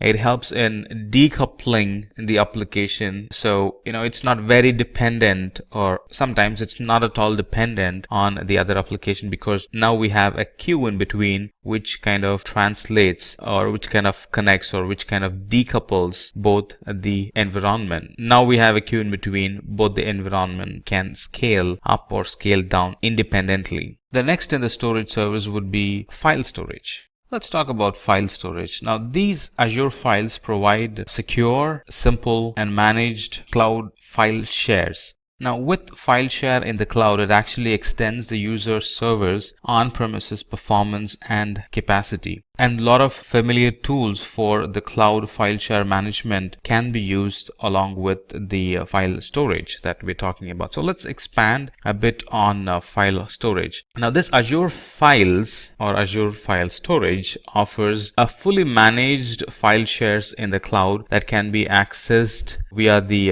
SMB protocol, Server Message Block Protocol. Now, this Azure file shares can be mounted concurrently by cloud or in on-premises deployments. A lot of operating systems are compatible with it. Windows are compatible, Linux is compatible, Mac OS is compatible. In addition to all this being able to run on-premises and on the cloud, or being able to access from on-premises and on the cloud, it can also offer cache for caching the data and keeping it locally, so it's immediately available when needed. So that's some additional feature, I would say that's some advanced feature that it offers compared to the other file shares available in the market. Let's talk about table storage. Now, table storage is a NoSQL key value pair storage for quick deployments with large semi-structured data sets. The difference between one important thing to note with table storage is that it has a flexible data schema. and also it's highly available. Let's expand a bit on table storage. So anytime you want to pick a schemaless a NoSQL type table storage is the one we'll end up picking. It provides an key pair attribute storage with a schemaless design. This table storage is very fast and very cost effective for many of the applications, and for the same amount of data it's a lot cheaper when you compare it with the traditional SQL data or data storage. So some of the things that we can store in the table storage are, of course, they're going to be flexible data sheets, such as user data for web application, address, books, device information, and other types of metadata for our service requirements. And it can have any number of tables up to the capacity limit of the storage account. Now this is not possible with SQL. This is only possible with NoSQL, especially with table storage in Azure. Explanation of storage really concluded the length and breadth of the explanation this CEO was giving his IT personnel. But this IT personnel is not done with it yet. He still has a question even after this lengthy discussion, and his question was, well, there are a lot of other cloud providers available. What made you specifically choose Azure? I mean, from the kind of question that he asked, we can say that he is very curious, and he definitely had asked a very thoughtful question. So his CEO went on and started to explain about the other capabilities of Azure, or how it kind of outruns the rest of the cloud providers. So he started, or he again started his discussion, but from a different angle now. So he started to explain what are the capabilities or how Azure is better than the competitors. So he started with explaining the platform as a service capabilities. And I'm going to tell you what the CEO told his IT person. So this platform as a service, or in platform as a service, the infrastructure management is completely taken care by Microsoft, allowing users to focus completely on the innovation. No more infrastructure management responsibilities. Go and focus on innovation. That's a fancy way of saying it. When we buy platform as a service, that's what we get. We can contribute our time on innovation and not just maintaining the infrastructure. And Azure especially is .NET friendly. Azure supports the .NET programming language, and it has, or it is built or designed, or it is optimized to work with old and new applications deployed using .NET programming framework. So if your application is .NET, most of the time you would end up picking Azure. I mean, if you try to compare, most of the time you would end up picking Azure as your cloud service provider. And the security offerings that Azure offers is it's designed based on the security development lifecycle, which is an industry-leading assurance process. When we buy services from Azure, it assures that the environment is designed based on security development lifecycle. And like I mentioned many times in the past, and I would like to mention it again,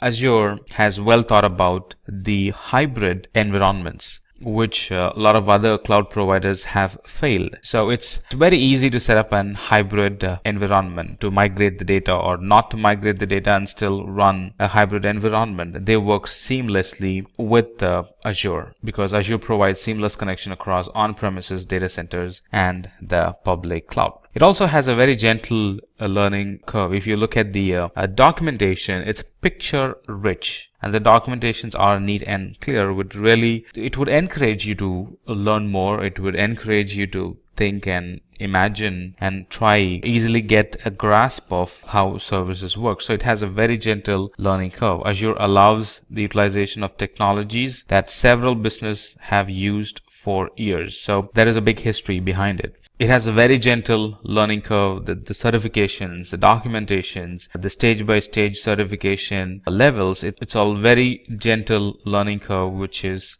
generally missing in other cloud service providers. Now, this would really impress the CTOs or people working in finance and budgeting. If an organization is already using Microsoft software, they can definitely go and avail or be bold and ask for a discount that can reduce the overall Azure spending. In other words, overall pricing of the Azure. So that's what helped or they are the information that helped the CEO pick Azure as his cloud service provider. And then the CEO goes on and talks about the different companies that are currently using Azure, and they are definitely using Azure for a reason, like Pixar, Boeing, Samsung, EasyJet, Xerox, BMW, 3M. They are major multinational, multi-billion companies. They rely, run, operate their IT in Azure. And this CEO has a thought that his IT person is still not very convinced unless and until he shows him a visual of how easy things are in Azure. So he goes on and explains about a practical application of Azure, which is what exactly I'm going to show you as well. All right, a quick project on building an Azure app using or building a .NET application in Azure Web App and making it connect to an SQL database will solidify all the knowledge that we have gained so far. So this is what we're going to do. I have an Azure account open, as you see, logged in, and everything is fresh here. Let me go to resource group. There's nothing in there. It's kind of fresh. All right, I'm logged in, and this is what we're going to do. So we're going to create an application like this, which is nothing but an to-do application, a to-do list application, which is going to run from the web app, get information from us, and save it in the database that's connected to it. So you can already see it's a two-tier application, web and DB. All right. So let me go back to my Azure account. The first thing is to create an resource group. Let's give it a meaningful name. Let's call it Azure Simplilearn. All right. And it's going to be a free trial. And the location, pick one that's nearest to you, or wherever you want to launch your application. Now for this use case, I'm going to pick Central US and create. It's going to take a while to get created. There you go. It's created. It's called Azure Simplilearn. Now what do we need? We need an web app and a separate SQL database. Let's first get our web app running. So go to App Services and then click on Add. It's not the web app plus SQL that we want. We want web app alone for this example. So let's create an web app. Give it a quick name. Let's call it Azure Simplilearn. The subscription is free trial. And I'm going to use my existing resource group, a resource group that we created some time back. It's going to run out of Windows, and we're going to publish the code. All set, we can create it. All right, while this is running, let me create my database. All right, SQL database, create a database. Give it a name. Let's call it Azure Simplilearn DB. Put it in our existing resource group that we created. It's going to be a blank database, all right? And it's going to require some settings like the name of the server and the admin login, the password that goes along, and in which location this is going to be created. The server name is going to be Azure Simplilearn DB. That's the server name. And the admin login can be, what can be the admin login name? Let's see. So let's call it Simplilearn. That's my admin login name. And let me pick a password. Click on create. So what have we done so far? We have created an web app, and we have created a database in the resource group that we have created. So if I go to resource group, it's going to take some time before things show up. So if I go to my resource group, I only have one resource group as of now, Azure Simplilearn, and there I have a bunch of resources being created. It's still being created. All right. In the meantime, I have my application right here that's running out of or that's in Visual Studio as of now, right? So once the infrastructure is set and ready in the Azure console, we're going to go back to Visual Studio, feed these inputs in the Visual Studio, so the code knows what the database is, the credentials to log into the database, stuff like that. So we're going to feed those information in Visual Studio. By that, we're actually feeding it into the application, and then we're going to run it from there. Deploying these applications takes quite a while. We really got to be patient. Right, now we have all the resources that we need for the application to run. Here's my database, and here's my app service. There's one more thing we need to do, that is create an firewall exception rule. So one more thing needed is to create an firewall exception rule, right? So the application is going to run from my local desktop, and it's going to connect to the database, right? So let's add an exception rule by simply adding the client IP. It's going to pick my IP, the IP of the laptop I'm using as of now, and it's going to create an exception to access the database. So that's done.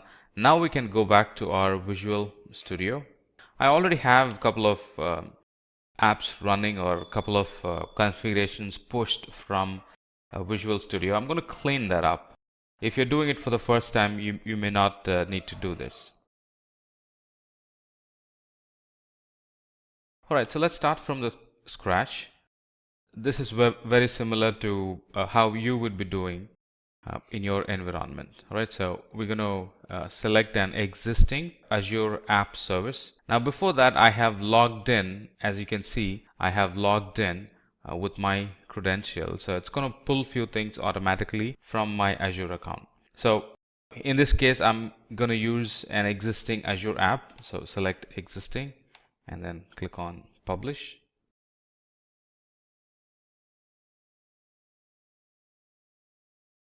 Alright, if you recall, these are the very same resources that we created a while back.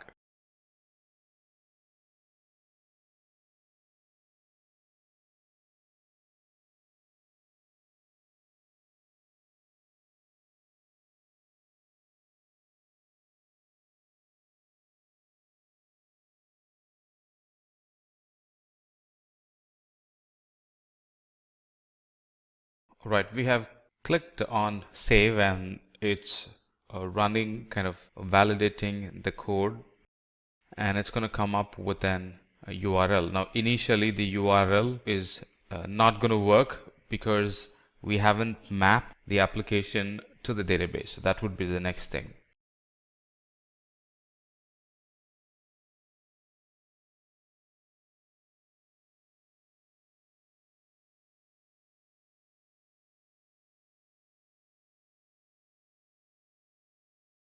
Alright, so the app has been published and it's running from my web app as of now. It's going to throw an error. Like you see, it's throwing an error. That's because we haven't mapped the app and the DB together. So let's do that. Alright, let's do that. So let's go to Server Explorer.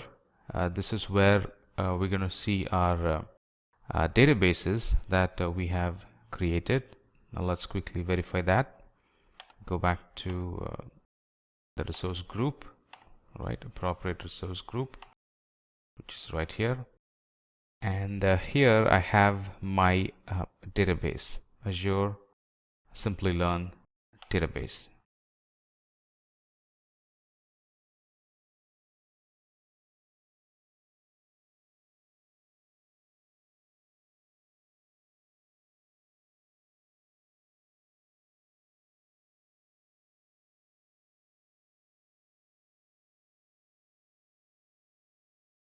Right, it has some issues connecting to my database. Give me a quick moment. Let's fix it.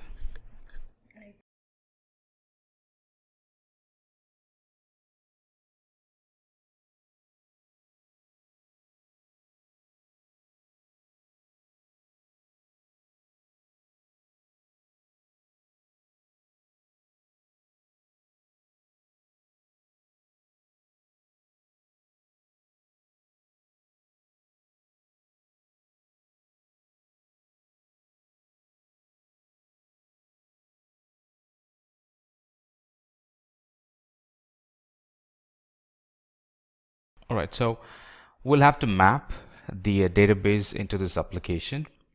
Alright, so let's go to the Solution Explorer, click on Publish, and a page like this gets shown, and from here we can go to Configure.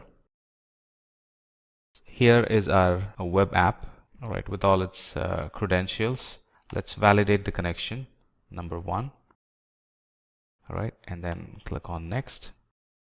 This is my DB connection string, right, which the app is going to use to connect to my DB. Now, if you recall, our DB was Azure Simplilearn DB, and that's not being shown here. So let's fix that. Right, so let's fix that.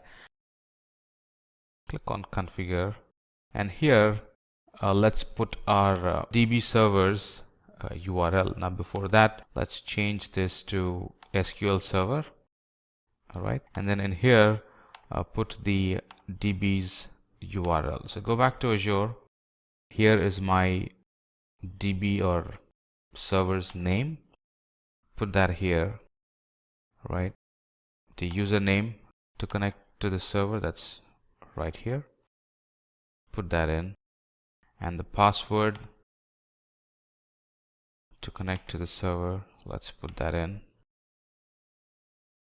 All right, it's trying to connect to our Azure portal or the Azure infrastructure, and here is my database. If you recall, it's Azure SLDB. That's the name of the database. Let's test the connection.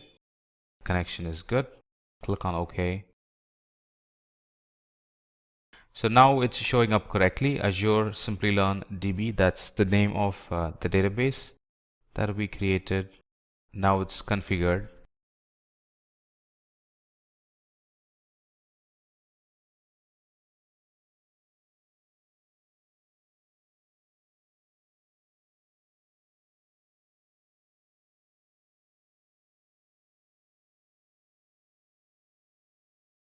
All right, let's modify the data connections.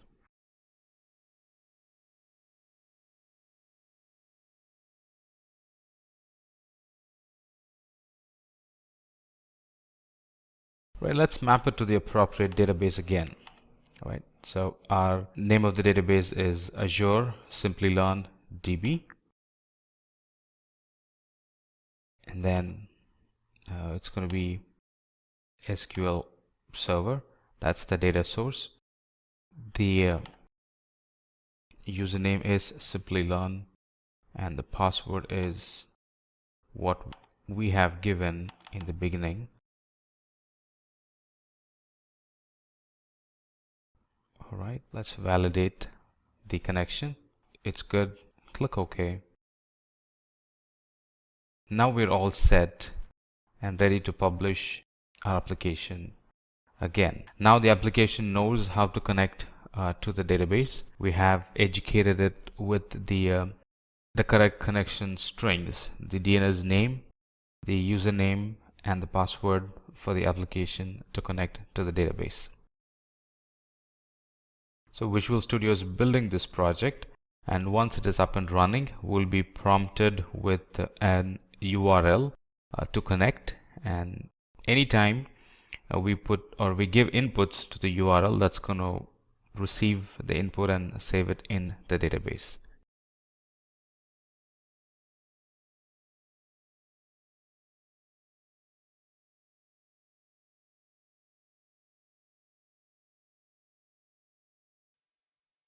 Alright, so here is my to-do list app, and I can start creating to-do list for myself. Alright, so I have the items already listed. I can create an entry, and these entries get stored in the database. I can create another entry, take the dog for a walk. That's gonna get stored. I can create another entry, book tickets for scientific exhibition, and that's going to receive and put that in the database. And that concludes our session. So through this session we saw how I can use Azure services to create web app and connect that to the DB instance, and how those two services which are decoupled by default, which are separate by default, how I can use the connection strings to make connection between the app server and the database and be able to create an working app. I strongly believe you enjoyed me walking you through this session. Right from the start, software development comprised two different departments: the development team that develops the plan, designs, and builds the system from scratch, and the operation team for testing and implementation of whatever is developed. The operations team gave the development team feedback on any bugs that needed fixing and any rework required. Invariably, the development team would be idle awaiting feedback from the operations team. This undoubtedly extended timelines and delayed the entire software development cycle. There would be instances where the development team moves on to the next project, while the operations team continues to provide feedback for the previous code. This meant weeks or even months for the project to be closed and final code to be developed. Now, what if the two departments came together and worked in collaboration with each other? What if the wall of confusion was broken? And this is called the DevOps approach. The DevOps symbol resembles an infinity sign, suggesting that it is a continuous process of improving efficiency and constant activity. The DevOps approach makes companies adapt faster to updates and development changes.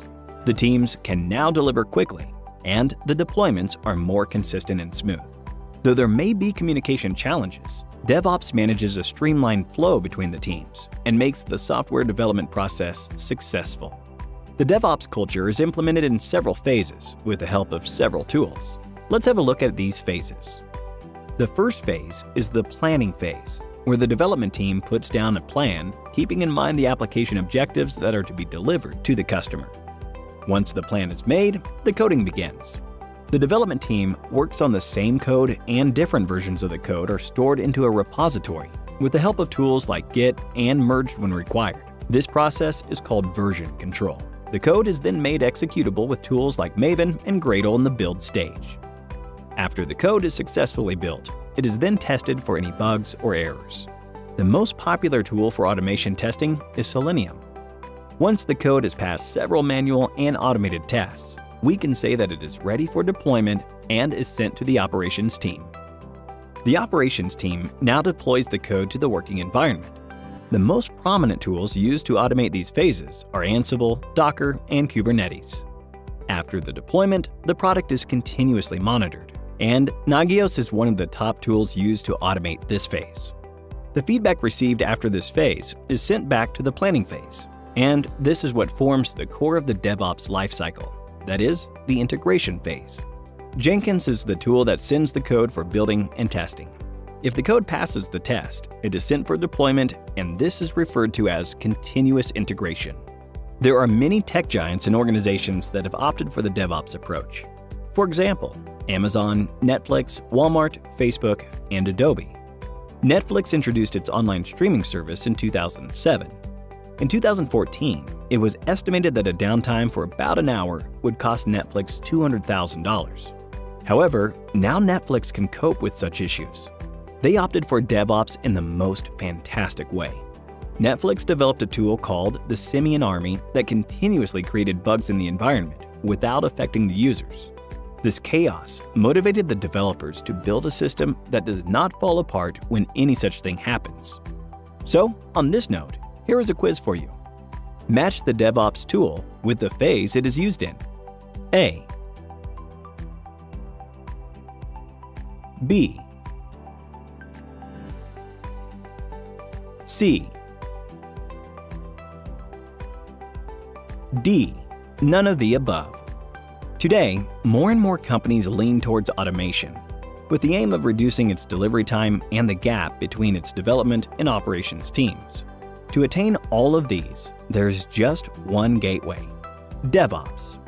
And if you're also looking forward to doing the same and excel in DevOps, check out Simplilearn's postgraduate program in DevOps, designed in collaboration with Caltech's CTME. The program can help you master several in-demand DevOps skills and tools, like continuous integration and delivery, DevOps on cloud, Kubernetes, Docker, and much more. Today, we're going to go through a complete end-to-end journey on what it takes to set up a DevOps team. We're going to go through what we need to be able to do to go to DevOps, what the arguments are and why you need to do DevOps. And then we'll actually go through all the individual tools you need to be able to successfully implement DevOps within your organization. In addition to that, we're also going to take time and go through each of those tools so you get a good understanding of a step-by-step instructions on how to do basic setup of each of those tools. So let's get started. So what was DevOps before? So what was the process that we took for doing delivery before DevOps? Well, it was a model called waterfall, and waterfall was a very traditional approach to actually building out solutions. And the reason why it's called waterfall is that you break out all the individual requirements and individual sections of a project and they cascade off each other. So if we look at the breakdown, we have requirements design, we have implementation, we have verification, we have maintenance, you'll have user acceptance testing. This is all based on the software development lifecycle model, or SDLC. And it's been around for quite some time and is still used by a lot of companies today. The challenge you had with the waterfall model is that it really is a very long, drawn out model for actually building and delivering solutions. So it took a very long time to actually write code and then deploy the code. It was very difficult to actually identify problems within the code and provide feedback to the development team on what to fix. And this really was a very time consuming. We're talking about months, sometimes years, for projects to actually go through a waterfall model process. So along came a new method of being able to do delivery, and it's called Agile. And the Agile approach is a way of being able to take the actual work that's done in a waterfall model and compress it down into small iterations. And what we would do is a fundamental change is that you would actually take teams that were disparate and as part of the individual cascades within a waterfall project, and you actually bring them together. So you have your requirements team person, design, developer, and release management team all together in one group working on an iteration. The great thing about Agile is that you took a process that was weeks or months or even years in length, as it was with waterfall, and you reduce it down to 2 or 4 week sprints, depending on the cadence for your team.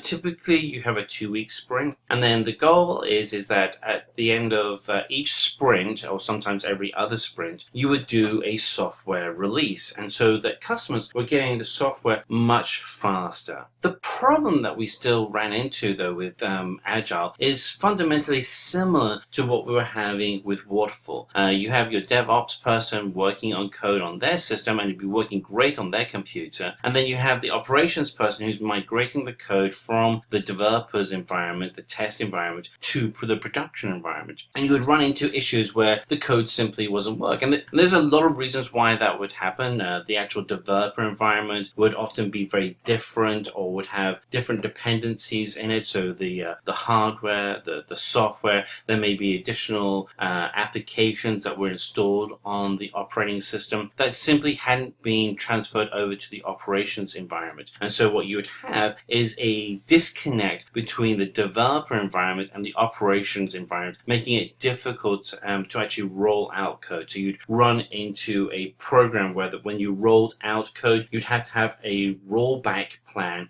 in case the code wouldn't work in production. And so each release became an event where everybody got very stressed about the actual event of releasing code because you didn't know whether it was going to work. So DevOps really looks to address and solve a lot of these problems. So the key word that you'll often hear with DevOps is continuous integration. And what that means is essentially that as a developer is working on their code is constantly being tested against not just the actual code itself with unit testing, but the environment with which it's going to be released in. And the goal from a DevOps model is that the breakdown of communication that happens with waterfall and agile, where developers and operations teams aren't working in the same environment, is being removed, and you're able to provide a continuous and contiguous environment between the developer and the actual operating model. So the reality is, when the developer is working on their code, they're actually working in an environment that is identical to the production environment. And so when the actual operations person comes to actually do releases for the code, and you can see some teams are doing as many as 20 to even up to 50 releases to production environments every single day, you're able to guarantee that the actual code itself will work, and releases go from being a stressful event to a byproduct of good testing and good setup and structure for how you actually build out your solutions. So what we're seeing here, so the goal is that as a developer and as an operations person, that the code is working continuously in both environments. You have continuous integration and continuous delivery. So simply put, what we're able to do is we're able to eliminate the problem of the operation environment not being in sync with the development environment. And this is an improvement on Agile. And this is not to say that Waterfall or Agile are wrong as delivery models. What it is just a maturity of the ability to deliver solutions, and DevOps is just another rung in that maturity curve, using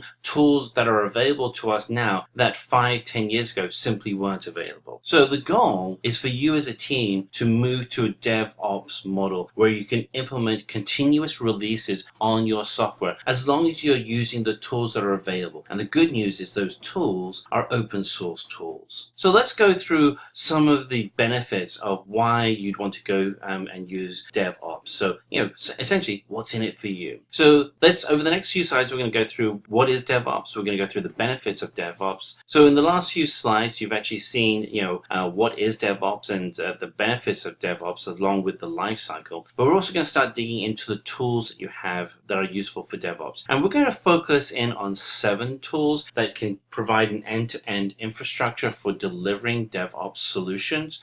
There are significantly more tools available on the market, but these are 7 of the most popular for each of their categories. So DevOps really is an essential collaboration between the development team and the operations team. These are teams that have in past been somewhat at conflict with each other, and what you have now is an opportunity where those teams can now work continuously with each other. The expectation with DevOps is that it will continue to mature. Indeed, you're actually even seeing some groups which are now called DevSecOps, where they're integrating security as part of the delivery between the development team and the operations team. The bottom line is a DevOps engineer is highly in demand. The demand for a DevOps engineer is literally going through the roof, with salaries going up exponentially around that. So let's dig into some of the benefits of DevOps. It's not just a new catchphrase, it's actually got significant value and how you can speed up delivery of your software. So the benefits of DevOps can really be broken up into a number of key areas. First of all, we have continuous delivery of software, which allows you to continuously release new features with the security and understanding that the software going out is of high quality. It allows the teams that are working on the software delivery within your organization to more effectively collaborate with each other so that you're all talking from the same page and understanding of what needs to be delivered.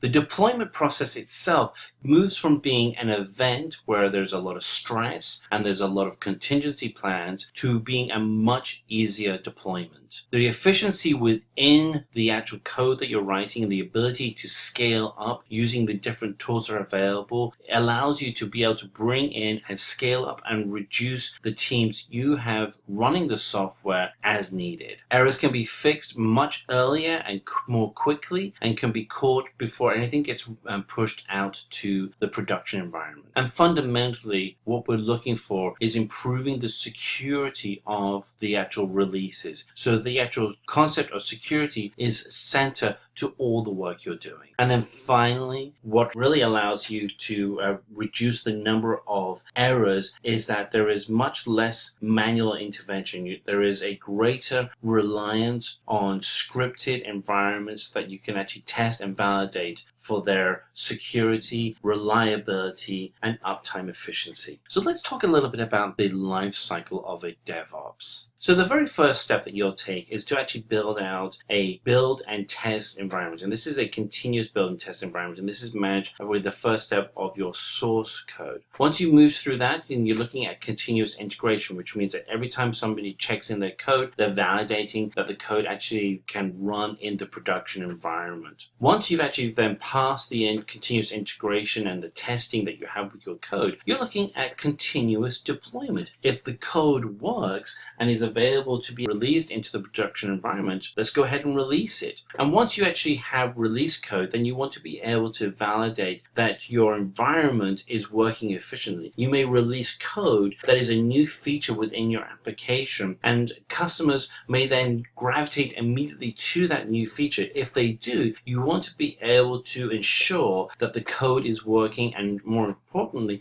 that the infrastructure is there to support. And then finally, you're looking at software released as a continuous event. And then you go back to the beginning. You start working on more code. You run it through your build environment and continuous integration, deployment, continuous monitoring, and keep that cycle moving. So let's dig into the tools that you as a DevOps engineer would need to learn. If we break down the environment that we have, all the way from source code management to software release, there are a number of key tools that you want to be able to use. So for instance, source code management, Git is an open source tool that you would want to use for managing your code. The continuous build and test environment will be managed with Maven and Selenium. Integration with the environments that you're working on is managed through Jenkins. The actual deployment to your production environments would be managed with products such as Ansible and Docker. And then the monitoring of your network would be used with tools like Nagios. The thing that you have to remember with all these tools is that they're open source tools. There is no licensing that you have to purchase. Some of the tools will have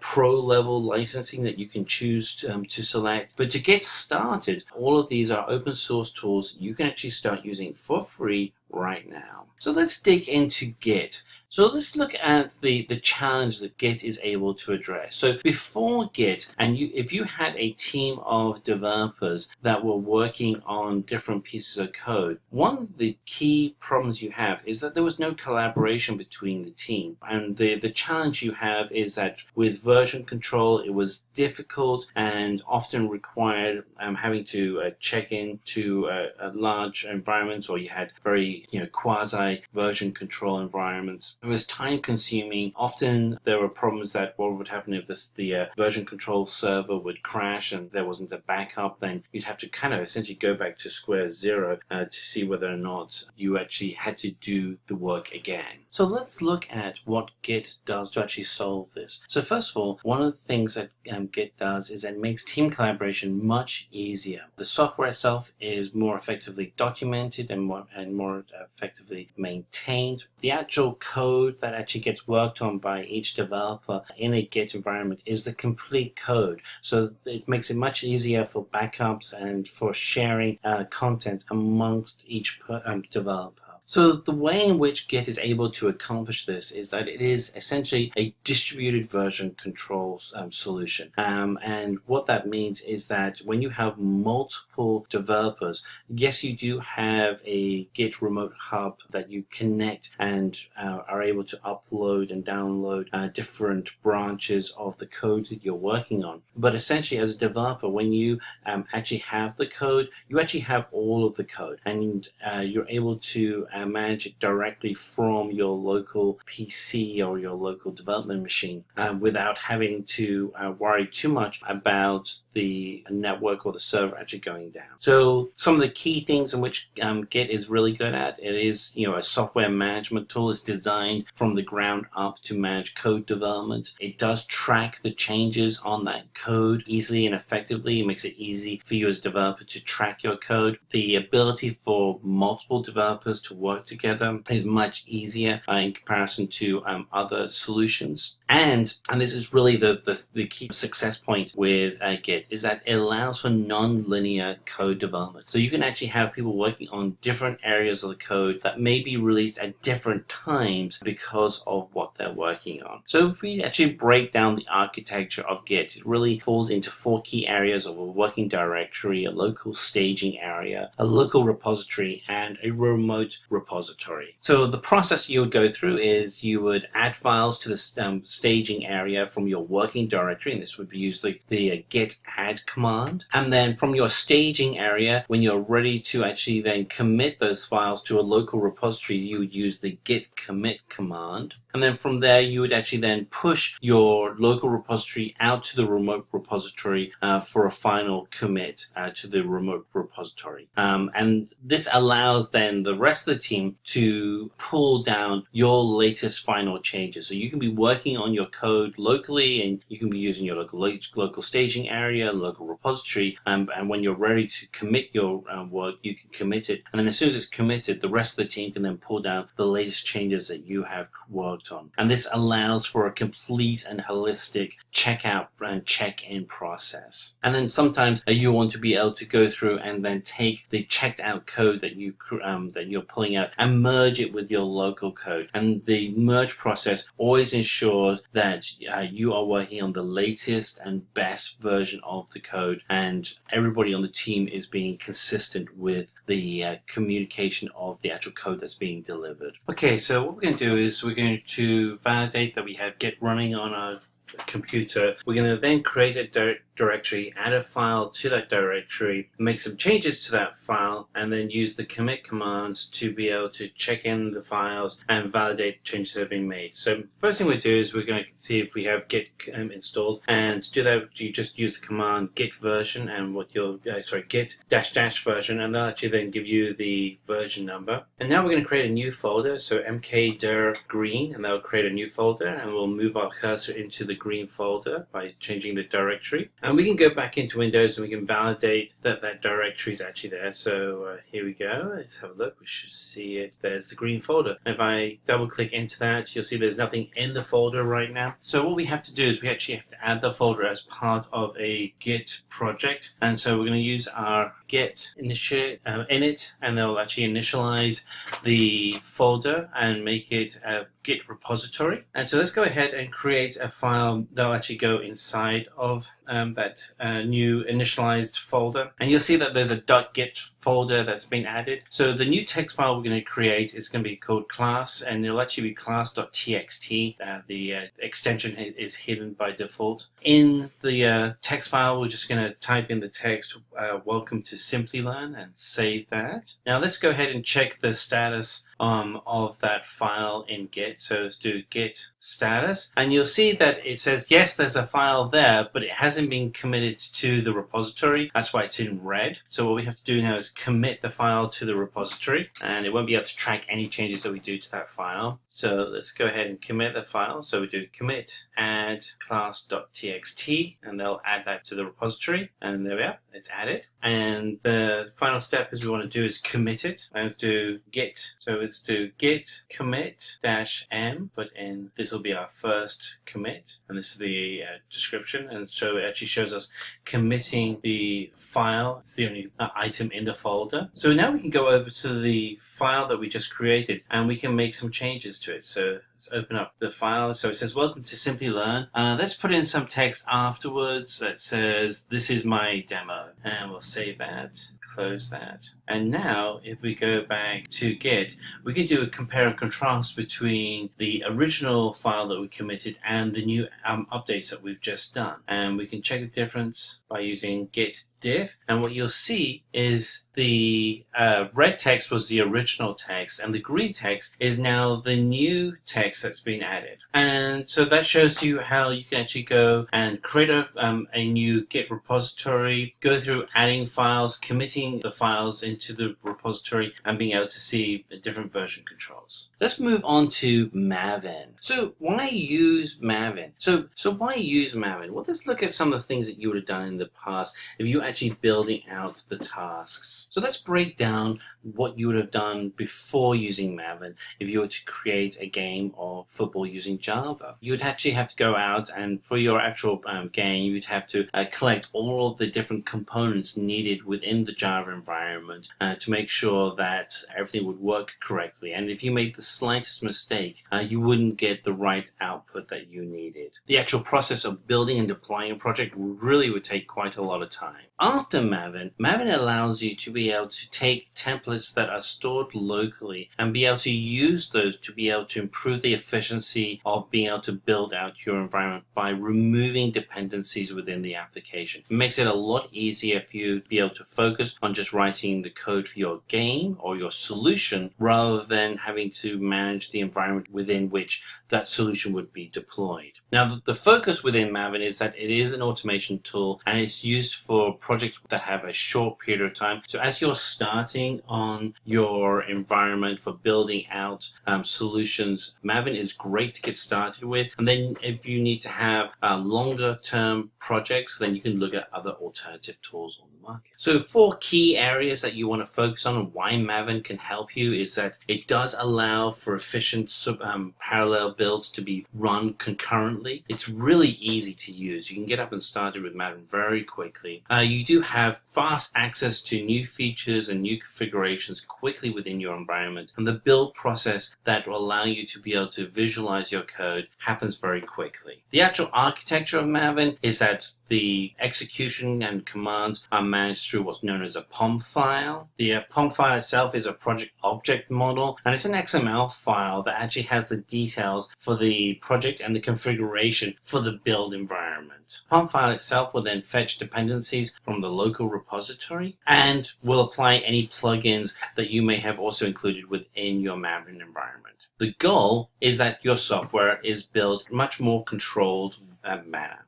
So what we're going to do now is we're going to show you how to go through and run your very first project using Maven. The first steps you're going to have to do is make sure that you have the latest JDK installed on your computer. So we're going to go ahead and open up our web browser and get this installed on your computer. So we're going to type in JDK download into our Chrome web browser and go to the Oracle website, which allows us to download the JDK. And because we're running this on Windows, we're going to download the Windows version of the JDK. And once you have that installed, so the next step is to actually then go ahead and download the Maven files. So it's going to take us to the mavenapache.org website, where you can actually go ahead and download the version of Maven that you need for your operating system. We're going to go ahead and download the zip file instead of just an executable file. Now this will give you more control over how you install it onto your Windows PC. After the file has been downloaded, we want to go ahead and extract the entire file so you have the unzipped folder running on your computer. So one of the things that we're going to have to do is go through and set a number of system variables for the JDK and for the path to your Maven files. And to do that, you want to go into your control panel and select the system security and then system settings, and then go into advanced system settings. This will give you access to the edit system variable setting that you're looking for. So we're going to go down to the path variable, and you'll see already that we have pasted in the link to the JDK right there underneath the variable value. If you've installed the JDK, it's likely that it's already installed this path for you correctly. The good news is it's actually fairly easy to install the path to Maven and to the JDK, because all you have to do is copy the path for where the folder is located on your system and just paste it into a variable value under the edit systems variable file system. And that should now get us all of the files, and we can see that we have our extracted folder already on our desktop there. And the system path is now set to where the Maven folder is located. So we also have to go into system protection and set the system path to your Maven folder. Now we have to go ahead and do a user variable that also links to the path of the Maven files. So what we're doing right now is we're just validating that all the files have been extracted correctly. They have, which is good. We can now go ahead and link to this Maven folder. All right, so now what we're going to do is we're going to move over to command prompt. And this is where we're going to do most of our work from here on out. First command we're going to do is mv. So we're going to go ahead and create a new user variable, and we're going to type in, we're going to call this one m2 dash, and then we'll put in the path to the Apache Maven folder. You should be able to use m2-home for your project, but if it's not, you can always use the variable name Maven-home, and that will do exactly the same as m2. We're going to do both here, just so we have a backup.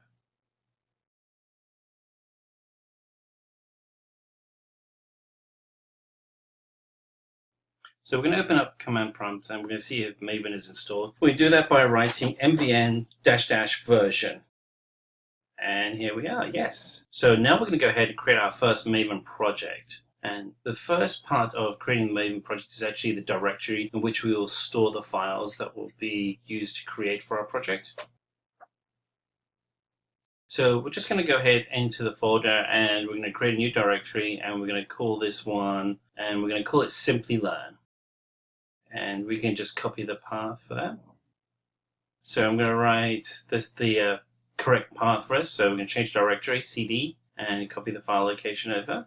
All right, we are now moved ourselves over to the Simplilearn folder, and we'll be able to install the POM file, which is what all the instructions from Maven are stored in, into this area. So to do that, we're actually going to use a template that's already been created by Maven, and this is going to be the MVN archetype template. And so you just do MVN archetype :generate, and this will go ahead and create all the files for us. So there can be quite a few files, and they're all being downloaded from the Maven website. So it can take some time, but as you see, we've gone ahead and all the files have downloaded, and we have everything up and running correctly inside of our environment on command line and command prompt. So we'll have some values that we do have to set. The first one is group ID, and we're going to call this one com.mav. And then the next one is going to be artifact ID, and this is going to be mav-project, hit return. And then version is going to be 1.0-snapshot. We'll just put in the same value for this version, which will be 1.0-snapshot. And the package, we're going to call this one com.mav.demo. And then we'll select yes or Y to create the environment, and it will build the environment for us. And what we have now is we have this screen which shows everything is up and running for us. And we have a successful build. So let's go into the Maven folder and just see that we have our Simplilearn folder. Let's open it up and see what's in there. So we double click into that directory. Yep, and there we are, starting to see some of our files. So it's the same project names there as mav-project. And then we have our POM file that's in there, which is fantastic. Under the source folder, we'll actually see the demo, and we have our app under the demo app. We have our test file as well. So in the main folder, we have a file that's called the POM file, and that really is the most important file that you need for your project. You'll now go in, you'll be able to set all your settings inside of that POM file. But that's it. That's what we have done here. Is we've gone through all the setup that allows you to make sure you have the right files running on your computer, the right files to download from the Maven website, how to install all of the files, the settings you need to make on your Windows computer, and then all the settings that need to be done in the command line to be able to run the application. And then from here, you can actually start running Maven. Now let's look at Selenium as we get started looking at testing. So before Selenium, if you wanted to run testing, and particularly if you wanted to do sequential testing, it would take up a lot of time. You'd have to run one test, then a second test, and then all of the other tests, and the actual time elapsed would be quite significant. With Selenium, you're actually able to do parallel testing. So instead of looking at the amount of time it would take to actually run a test and run the test sequentially, the length of time to actually run your test is based on the length of the longest running test, of which in this example, the longest running test is 2 minutes. Now, one of the things that you'll notice with Selenium is that its focus is on web applications, and it is an open source tool, and it's really good at regression and functional testing of web applications. If you're doing a mobile application or if you're doing an IoT application, there are other tools you can use on the market as well. But if you are new to DevOps and you're setting up your first DevOps environment, Selenium is a great place to start, and web applications are mature and allow you to be able to test out and validate the concept of continuous testing in your environment. So 4 key takeaways for Selenium. It really is fast. I mean, fast execution, it's highly accurate, so you can always validate that what you're doing will work correctly, and feedback can be sent straight back to the developer if their code doesn't pass the test. It allows you to script in multiple languages. Again, this is a great way for you to test. The focus is on web applications, but you can test in multiple languages used for web applications, and most importantly, allows for parallel test execution, which speeds up the whole test process significantly. If we're actually to break down the architecture of Selenium, what you'll find is the actual libraries that you can use for Selenium run in C#, Java, Python, JavaScript, PHP. These are the common languages used to build out web applications. The actual web driver itself is an API driver, which is fantastic because it makes it easier for you to integrate Selenium with applications through API. And you can run the solution through different web browsers, the most popular being Firefox, Chrome, and Edge. So to focus, the Selenium WebDriver codes are being used to build out the client libraries that make it to allow you to be able to build solutions across multiple web application environments. The WebDriver application interface is used to integrate with the application to make it easy for testing. The WebDriver service provides an immutable stateless environment that makes it very easy for you to be able to use protocols such as JSON to wire up your test environment. The driver manages the communication between the browsers and the wire protocol that's used for JSON within the web browser itself, and then the actual commands are then run through the web browser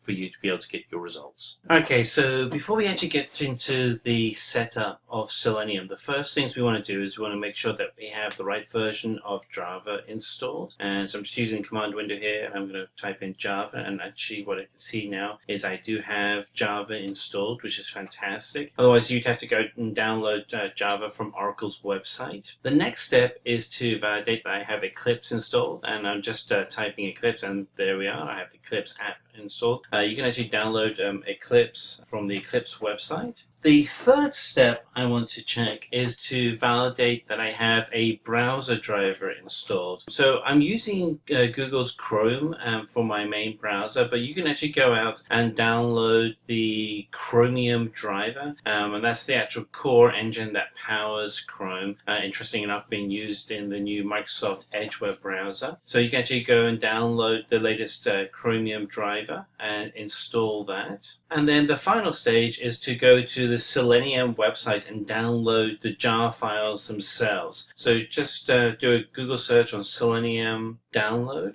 and here we have the seleniumhq.org website, and it takes us straight to the download page. And we want to download the latest version, and we've gone ahead and done that already. So we have everything running, and now the next step is for us to install all of this great content. Okay, so before we actually get into the setup of Selenium, the first things we want to do is we want to make sure that we have the right version of Java installed. And so I'm just using the command window here, and I'm going to type in Java, and actually what I can see now is I do have Java installed, which is fantastic. Otherwise, you'd have to go and download Java from Oracle's website. The next step is to validate that I have Eclipse installed, and I'm just typing Eclipse, and there we are. I have the Eclipse app installed. You can actually download Eclipse from the Eclipse website. The third step I want to check is to validate that I have a browser driver installed. So I'm using Google's Chrome for my main browser, but you can actually go out and download the Chromium driver, and that's the actual core engine that powers Chrome. Interesting enough, being used in the new Microsoft Edge web browser. So you can actually go and download the latest Chromium driver and install that. And then the final stage is to go to the Selenium website and download the jar files themselves. So just do a Google search on Selenium download. And here we have the seleniumhq.org website, and it takes us straight to the download page. And we want to download the latest version.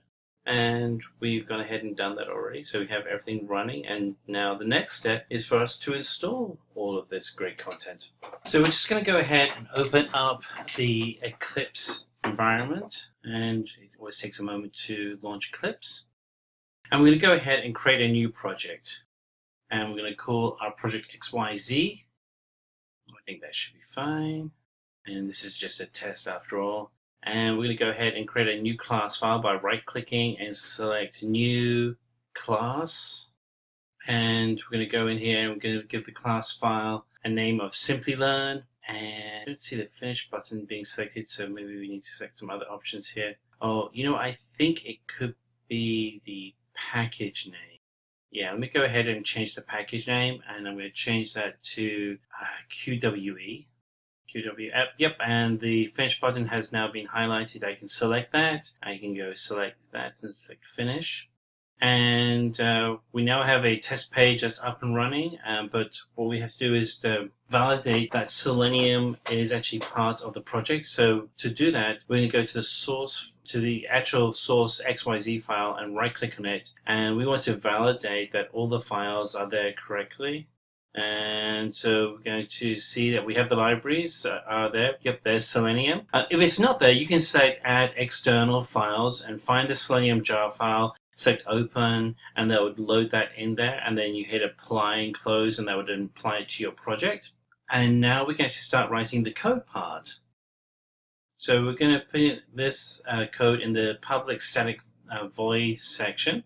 And the first command is going to be a system.setProperty, and we want to make sure that we're configuring the WebDriver for Chromium correctly. So we're going to do WebDriver .Chrome driver, and then the argument is actually going to be the full network path to the Chromium driver that you have on your PC. So let's see, we have Chromium here. We want to copy that path.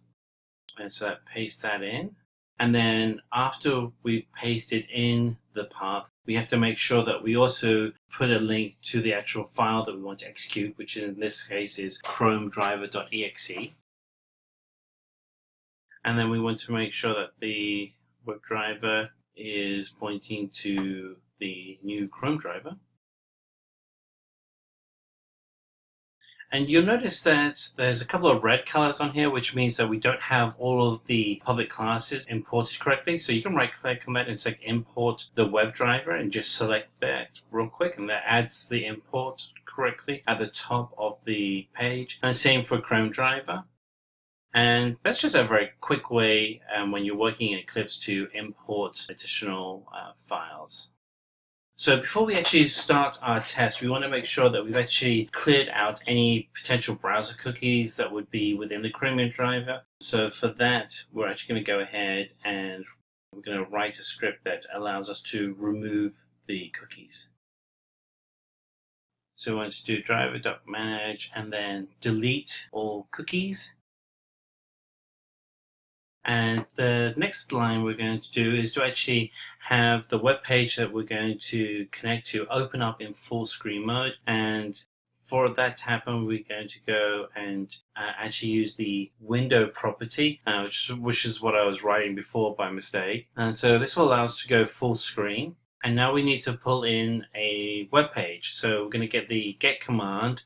And what we're going to do is we're actually just going to pull in a web page from Amazon, which I just happen to have here. So I'm just going to go to the Amazon web page. And so I'm just going to copy the URL. Just need to copy HTTPS www.amazon.in or .com, wherever you're located. And so you can see that I've pulled in the Amazon web page, and then line 18 actually allows me to go and connect. So here we are, we have the Amazon web page that I'm pulling in.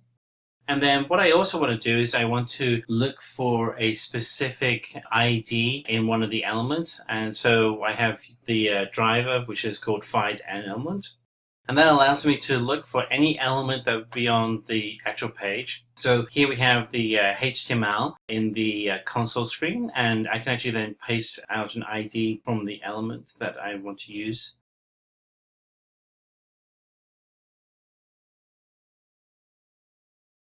So the find element is just the ID for each element, and most of them have them because they need it for JavaScript and CSS. So let's see, there's quite a few IDs, and we can select any of those. So what we have here is we have 2-tab search text box, and then what that actually does is that finds the ID for the text box used for searching, and then we're going to use the send key command, which allows us to actually pre-fill in the search box, and we're going to use the test of Puma shoes. This is a fixed string, but you could actually put a variable in here if you want to pull strings from a database or an XML file. And then the next line on line 19 shows how long we're actually going to run the actual script for the search, which is only 10 seconds. And then once the 10 seconds has elapsed, we'll actually quit the script, which actually closes the web browser and takes us back into our screen here. And let's test that, make sure it's working. And everything's looking good. The web browser opens, which is what we expect. It goes to Amazon, fantastic. It now actually goes to the search screen and should fill in the Puma shoes. There we go, Puma shoes. And waits 10 seconds and it closes. And that's exactly what we were expecting. Now you can actually change the unit of time that you would have for the actual test. So if you wanted to see what was happening, so longer than 10 seconds, you can actually change the actual time or the actual metric. So in this instance, we got it as seconds and it's a unit of time, but you could do minutes or hours or microseconds. And you can change the keyword as well, so it could be jigsaws or anything that you wanted to check. But if you're actually building your own application, you want to be able to test your own data against your own application, that's where you put in that specific data.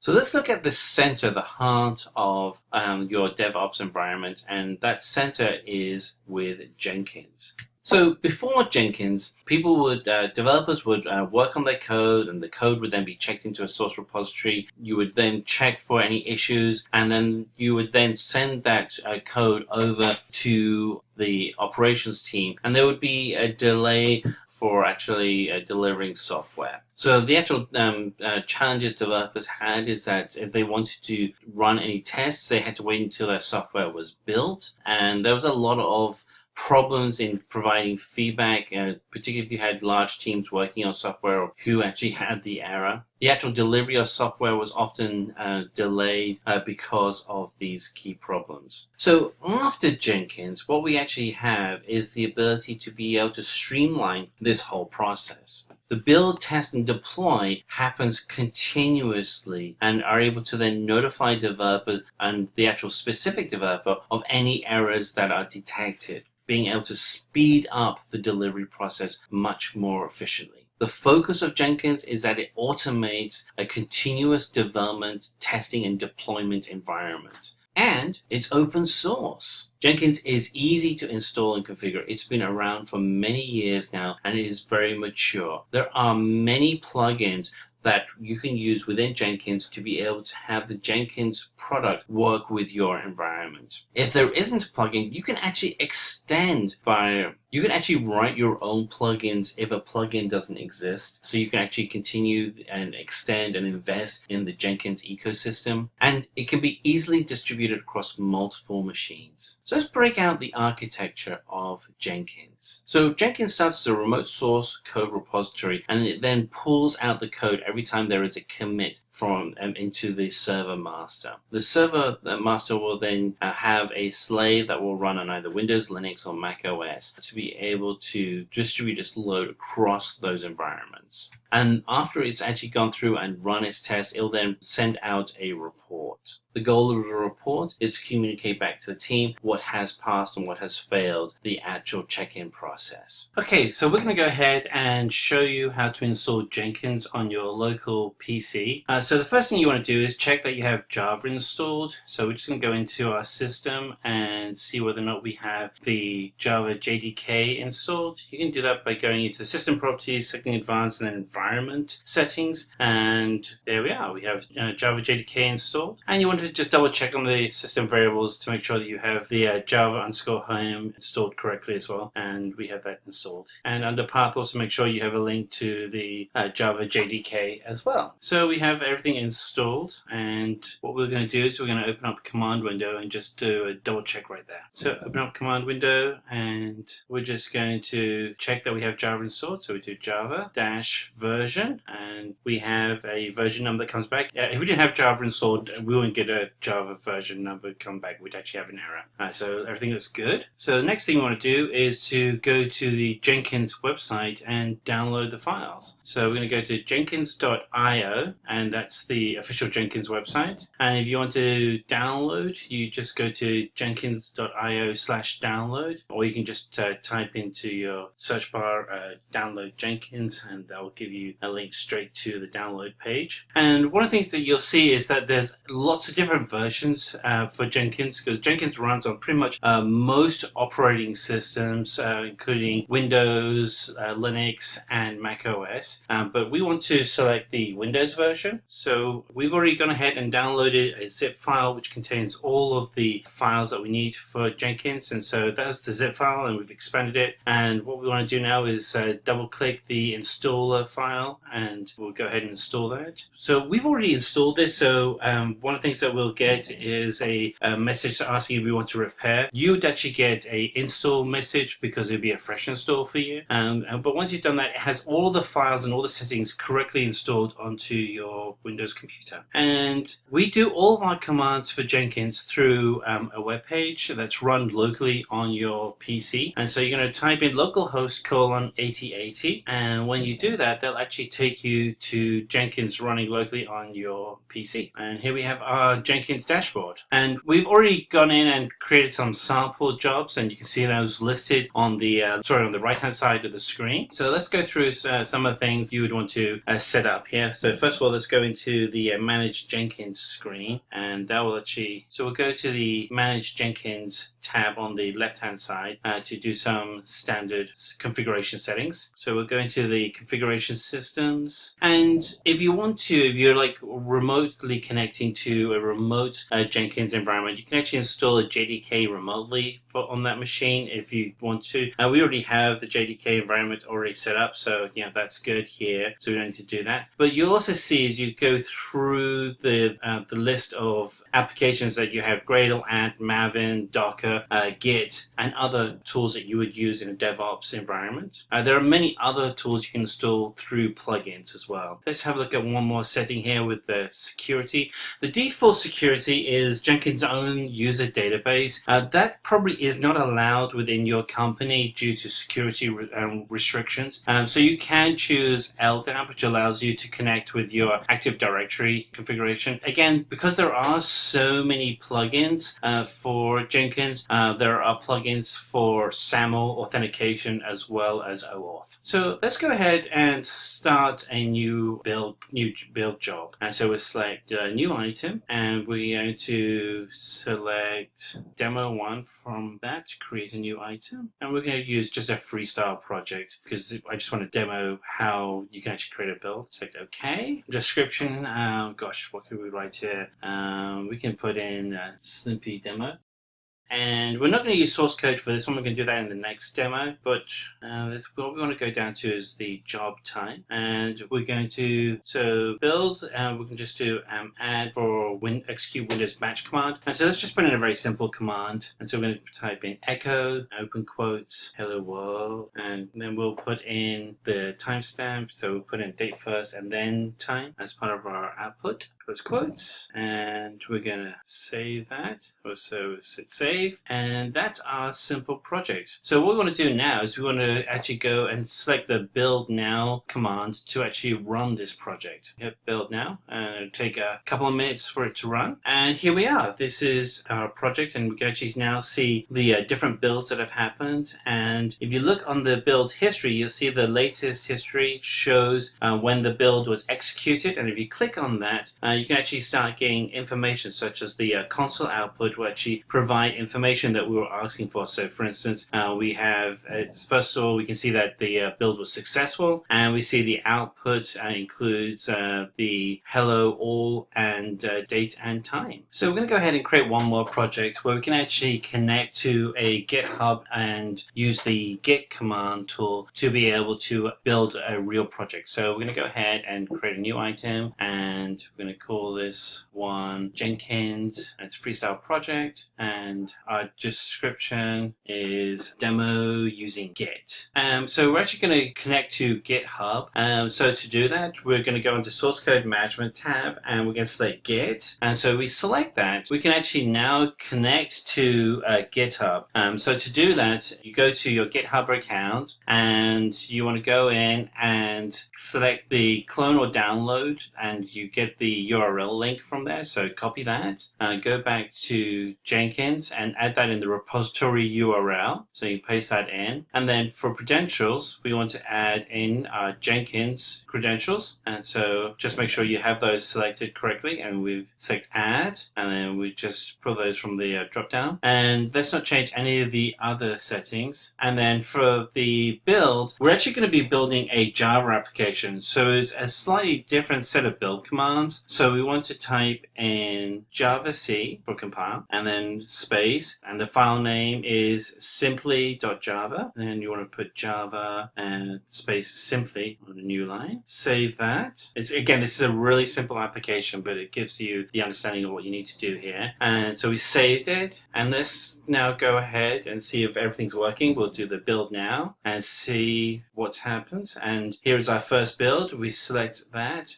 We can go to the console output for details, and what we can actually see if we scroll down is that the finished output at the very end says success, which means everything was built correctly. And so that's how you're able to connect Jenkins with a Git repository. And the thing that's great with working with Jenkins is that it connects to so many different systems and really does become the central point of your DevOps toolset. So let's start looking at the operations side of the DevOps environment, and let's focus in on Docker. So before Docker, the problem you had as a developer, if you're working on a virtual machine, the actual virtual machine was your VM, was a very complex piece of software. So first of all, VMs have not been around for very long, and we're talking about less than 10 years. And the typical way of having a VM is that it's very heavy on usage on your computer. You essentially are running everything of the VM plus the tools to run the VM on your computer. With Docker, what you're able to control is the actual development environment you're working in. You don't have to be encumbered by all of the additional extraneous processing that a VM environment has. You're really stripped down to just the bare minimum that you need to have to run the environment using a containerized solution known as Docker. So Docker is essentially an OS level virtualization software. It is a maturity of the solutions that were started with virtual environments, and there are other solutions out there. Docker has become the de facto container solution that you can use for building out and guaranteeing that what the developer is building is going to be the same as what the operations team will use. So Docker itself is highly scalable and efficient. You can have many Docker environments running on a single piece of hardware. The boot up time is incredibly short. You can reuse the data volumes very, very easily. It's not complicated. And the actual applications are completely isolated. This is like a perfect sandbox environment. So let's dig through the architecture of Docker. So there are really two parts to Docker. There's the Docker engine and there's the Docker client. The Docker engine is comprised of the Docker CLI, which connects with the server daemon. The Docker client will then issue the commands to the Docker daemon. And then the Docker daemon will then interact with your system to be able to provide the tasks and tools needed for you to be able to build out your solution. The actual images that Docker uses are instructions for creating Docker containers. And the actual Docker container itself is a lightweight package that contains all the dependencies needed to run an application. Now, once you have created a container that is of value to your team, you want to be able to store store that container so that other team members can use it. And this is where you would use a Docker registry to be able to host and distribute multiple Docker images. So in this video, we're going to go ahead and see how we can get Docker installed and running. So we're going to go ahead and open up our terminal window, and we want to validate whether or not Docker is installed. If you haven't installed Docker, you can actually go ahead and use the following command, and that is to enter in sudo apt install docker, and that will go ahead and run the command to install Docker. I already have Docker installed on my system, so I'm not going to do that right now, so I'm just going to delete that out. But what I am going to do is check to see what Docker images I have installed on my system. And to do that, I'm going to type in sudo docker images. And when I run this will actually show how many images I have. And right now I don't have any images at all. So why don't we go ahead and install an image. There are two ways you can create an image for your Docker environment. One is to get one from Docker Hub, and the other is to create your own image. Let's go ahead and get one from Docker Hub. And so the command line that we'd want to write is sudo docker pull redis colon, and after the colon, we're going to actually write the name of the actual file that we're going to be connecting to from Docker. So I'm going to go ahead and go to Docker Hub, and I've already logged in with my user ID and account. So I'm going to go to Docker Hub, and hub.docker.com is the website address, and I'm already logged in with my Simplilearn account. And what you can actually see is different repositories that I have already created below. I'm going to click the Explore button, and I can see the Redis image, and these are all the different commands that I can actually use, all the different variations that I can create. So I can do 5.0, I can do a 32-bit version, I can do a 4.0 version or a 3.8 version, or if I select latest, that will allow me to just pull the latest version even if it's updated. So I'm going to go back to my command line and do latest, and what's going to happen now is that we're actually going to pull the files live over the internet and create the Docker image. So this is going to take just a few minutes. Of course, if your internet speed is faster, then this will happen a lot faster. And here we are. We have everything downloaded, which is great. And so let's just go and check and see if the image has been added to Docker. So we do sudo docker images, and now you can actually see that we have the latest Redis image, and it's given the default image ID, and there's the size of the Docker image, and the tag is latest, so it's the latest version of Redis. And I'm just checking to see if there's any other images running, and no, there isn't. So let's go ahead and now create a container. And so the command for that is sudo docker run -d -p 0.0.0, I think it's .80:80 space redis latest, and let's run that. Got an error message. Okay, now you know that it's a real demo. This is really live. So I'm just going to clear the screen, and let's write that in again. So sudo docker run -d -p, and it's 0.0.0.0:80:80 redis.latest, and there we are. Everything's up and running. Awesome. So let's just go ahead and check that we actually have the image running in Docker. So sudo docker ps, and there you can see that we actually have the latest Redis version, and it was created 16 seconds ago. We have a new container ID for it, and there's our port that we've created. And let's see if we can view all the running containers. And sudo docker ps-a, and there we are. And we created that container 42 seconds ago. But one of the things you'll notice is the name for the Docker is created automatically by Docker. And here we have Stupefied Engelbards is the name. Let's change that name to something that's more meaningful for the work that we're doing. So that's actually fairly easy to do, and it's going to be our final task here. So we're going to type sudo docker, and the command is rename, and we want to copy over the old name, and then we put in the old name, and then you do a space, and then you put in what you want the new name to be, in which case we're going to make it Simplilearn. We run that command. That's good. Now let's validate that everything has been changed. So we're going to do sudo docker ps-a, just ps. And there we are. Everything has been renamed. And that gets you started working with Docker. Now let's move on to Ansible. So before Ansible, the ability to be able to deploy software across a network was pretty hard.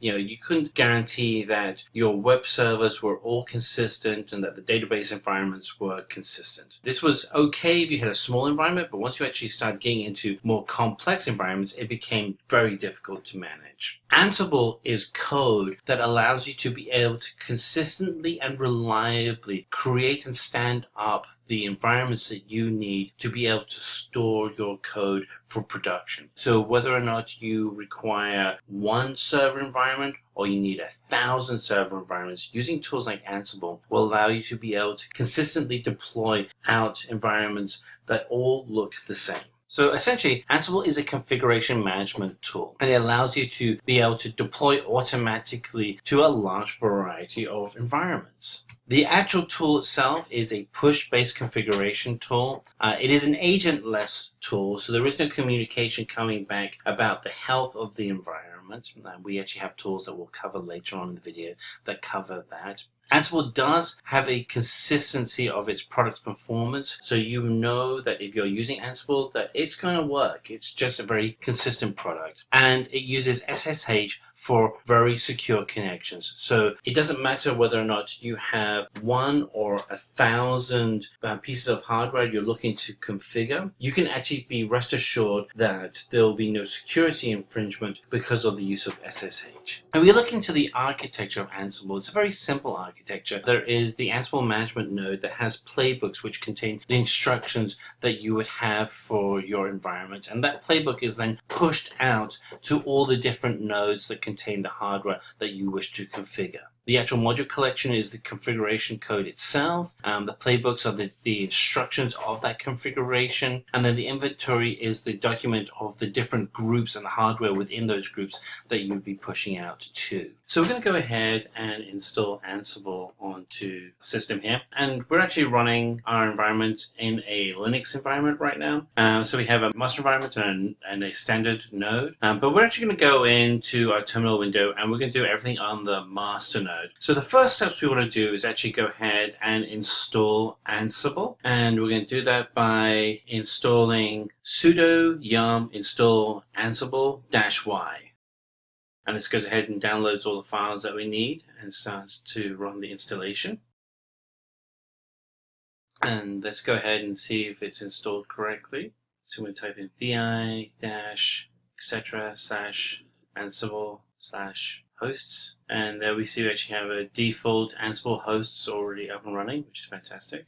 And we want to grab this IP address, which is Ansible servers, and then the IP address with the password and root access. And the IP will be specific to your local client. So this is my client system, so if I type in my config, I'll actually see that the IP address matches up, and then you want to make sure that the IP address is correct for your environment. And so this is essentially a node in the Ansible environment, and this is the IP address and the password for that node so we can access correctly. So we're going to hit colon at the bottom of the screen and take ourselves actually into Ansible. And what we're going to do now is create a playbook to be able to run a sample script. So we're going to call it vi sample.yml. And here we have a sample playbook. We have the name, we have the host, we have the root user, and we have the task. And in the task, you actually see that we're looking to create a virtual web page with the content of welcome, so that we can actually see that the web page is loading. And all of this is written with a very basic XML format called YML, which stands for yet another markup language. But it's very flexible and it's very easy to learn. So let's see if we can go ahead and actually run this playbook so you can actually see it in action. And so we're going to type in Ansible-playbook sample.yml, and this will run the sample YML script -- syntax -check. Then we type in Ansible-playbook sample.yml. So I had some issues there, so I'm going to try that again. And let's go in and write the command again. So Ansible-playbook sample.yml -syntax -check, and then run the actual playbook itself. And let's see if it works. Yes, everything's working. And it'll take a moment for everything to initialize. And now what we want to be able to do is go back to our web browser and see whether or not we were able to create that default web page with the word welcome in it. Because that was the command that we created in our playbook. And there we are. There's the word welcome, exactly as we planned. And we can go back and we can review the playbook that we created just to validate that. So let's go back into screen here and let's go in and look at the YAML page. And there we are. We see that the word welcome is there, exactly as we expected. Now let's step into our final area, which is network monitoring using a tool called Nagios. So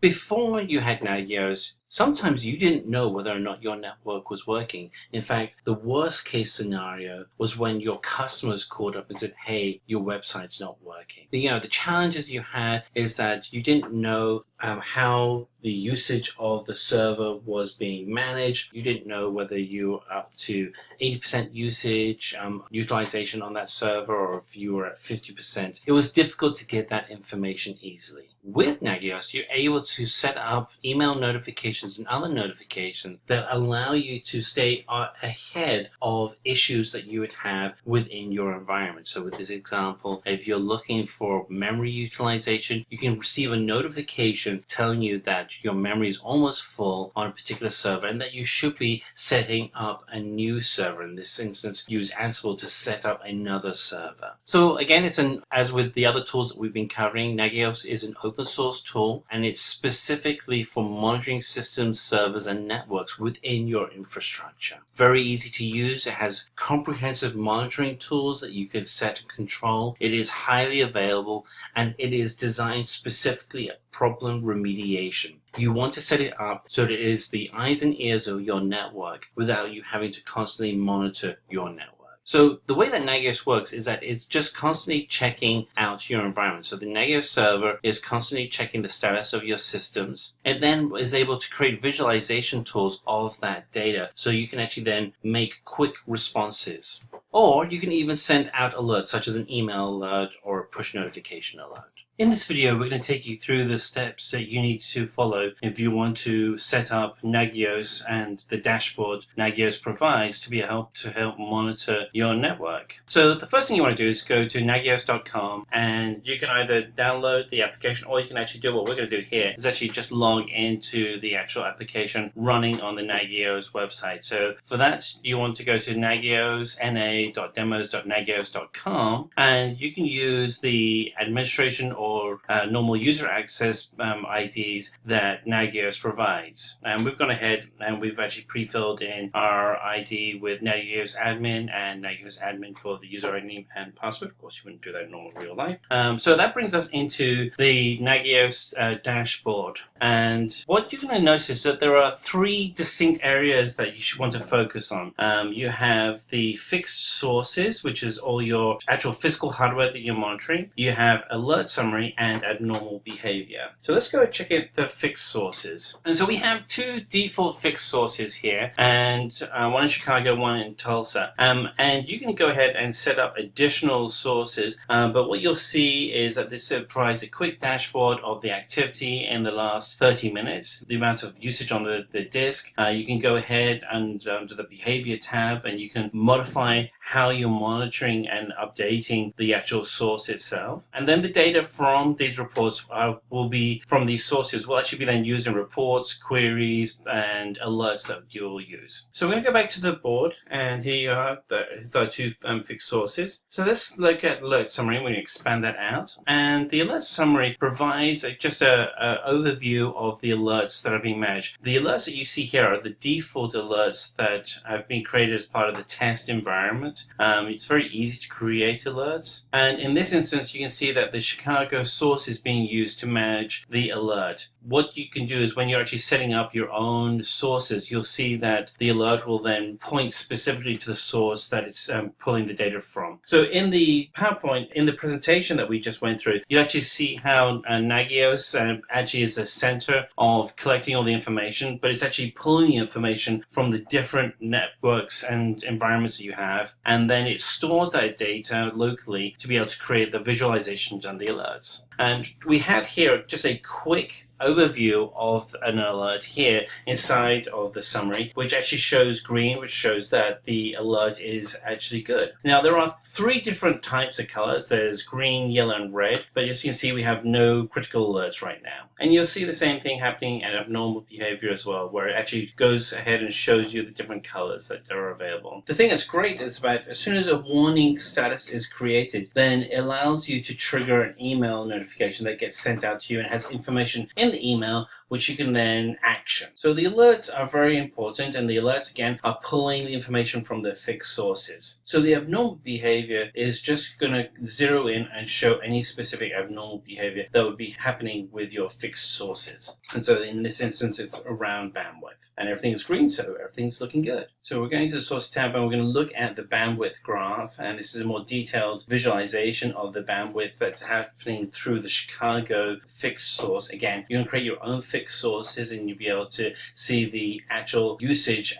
such as the bandwidth graph for that fixed source on this screen. And at the bottom of the screen we have just kind of the most popular information that most network engineers are looking to assess on how a network is being used. So we can go ahead and we can select reports, and we can actually come in and we can either create our own custom report, or you can use one of the many saved reports that are already there. If you're new to Nagios, use the saved reports, because you'll be able to get in and get the great visualization tools that Nagios provides very quickly and be able to then action the information visually from what you're looking at. These reports are absolutely fantastic, and they're also really good to send to other team members that would have an interest in understanding the network usage and the different areas that you're managing. Now, if you want to get really specific on the type of data that you want in the report, you can actually go in and create a query, and the query can be customized to really however you want it to work. The points of view are very specific insights into different data points that interact, and they're very easy to create. A lot of them have been created, as you can see on the screen already, and as you can see on the left hand side there is an edit button that allows you to edit and modify those points of view very quickly. Now we're going to go ahead and create one right now, and we're just going to put one in. We're going to put the limiter for an IP address. We're going to change the data lifetime. We can either do hours, days, or weeks. We do 24 hours, that's fine. So we'll just go ahead and we'll see what we have on the screen, and as you can see there are just a lot already created. Select one, we'll edit the FTP, and we'll see what the data lifetime for that is, and it all looks good. So a query will show all of the saved queries you've created, but you can actually go in and modify a query very easy. You can go in and create a query and really essentially ask it to pull any kind of information that you would be looking at analyzing that has been captured by Nagios. And there's a dictionary you can use that Nagios has on their website that allows you to get better access and understanding the querying constructs you can put together. The alerts, in my opinion, are the most important part, because these are the actual actions that interact with the data sources and will trigger alerts that get sent to you. So if we go back to the presentation again, you can see that we're analyzing a lot of data, but it's the data that gets sent to you as an alert that allows you to immediately understand why you need to be able to go in and check out your network. And this is why you're really using Nagios, because you need to have those alerts. And so what we're going to do here is we're going through the steps you use to create an alert, and we're just going to do an alert here that is going to be on analyzing bytes of traffic. And the final step is to actually go ahead and save the alert and really put in what the alert notification model method is going to be. The default is to use an email, which is great, but you can use a Nagios alert or SMP, a simple network protocol alert, or just use a command. Email is definitely the easiest one to use, and so getting started, I would recommend you use email. So we're going to go ahead and we're going to create one. We're going to do one on workflow, and we're going to set up the way in which we're going to manage this. So the threshold is going to be 34 bytes with a critical threshold of 50 bytes, which is very small.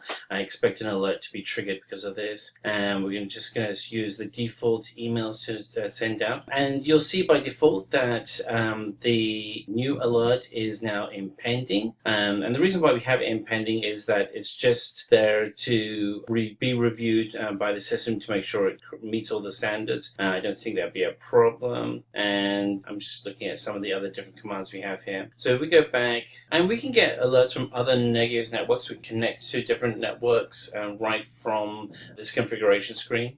Same thing with the SMP receiver. We can use Simple Network Management Protocol to connect to other receivers. And the command tab allows us to create scripts that can be triggered from alerts that get created. So you may want to have something that triggers a rebuild of a network environment, which would allow you to authenticate through other systems. Now, of course, there are other things that you can set up in the Nagios dashboard. So, things like information on your profile, defaults here, such as language and your username. You have the same thing for a system administrator, where you can actually go in and set defaults for the sysadmin. There's LDAP AD integration for simple for SAML authentication. Go back to the main dashboard. If we scroll down, you'll actually see that we have an alert has been approved. That's the alert that we created before, and it's now saying critical because more than 50 bytes of information have been sent over our test network in the fixed source of Chicago. Surprise, surprise, 50 bytes is very easy to do. So it's good to see that the system is working correctly. And this is how our Nagios environment works. And from here, the next step is for you to be able to set up and configure Nagios to run with your infrastructure. That's it. We've covered everything that you need to start up your DevOps environment, and we encourage you to be able to go through and play with the different tools. If you have any questions, please post them in the comments below. We always respond to questions that you have there. We have a team of people looking at those questions today. And if you like this video, we have a significant number of other videos, and all you have to do is either go through our video catalog or hit the subscribe and like button, and you'll be notified when new videos drop. Have a great day. Hi there, if you like this video, subscribe to the Simplilearn YouTube channel and click here to watch similar videos. To nerd up and get certified, click here.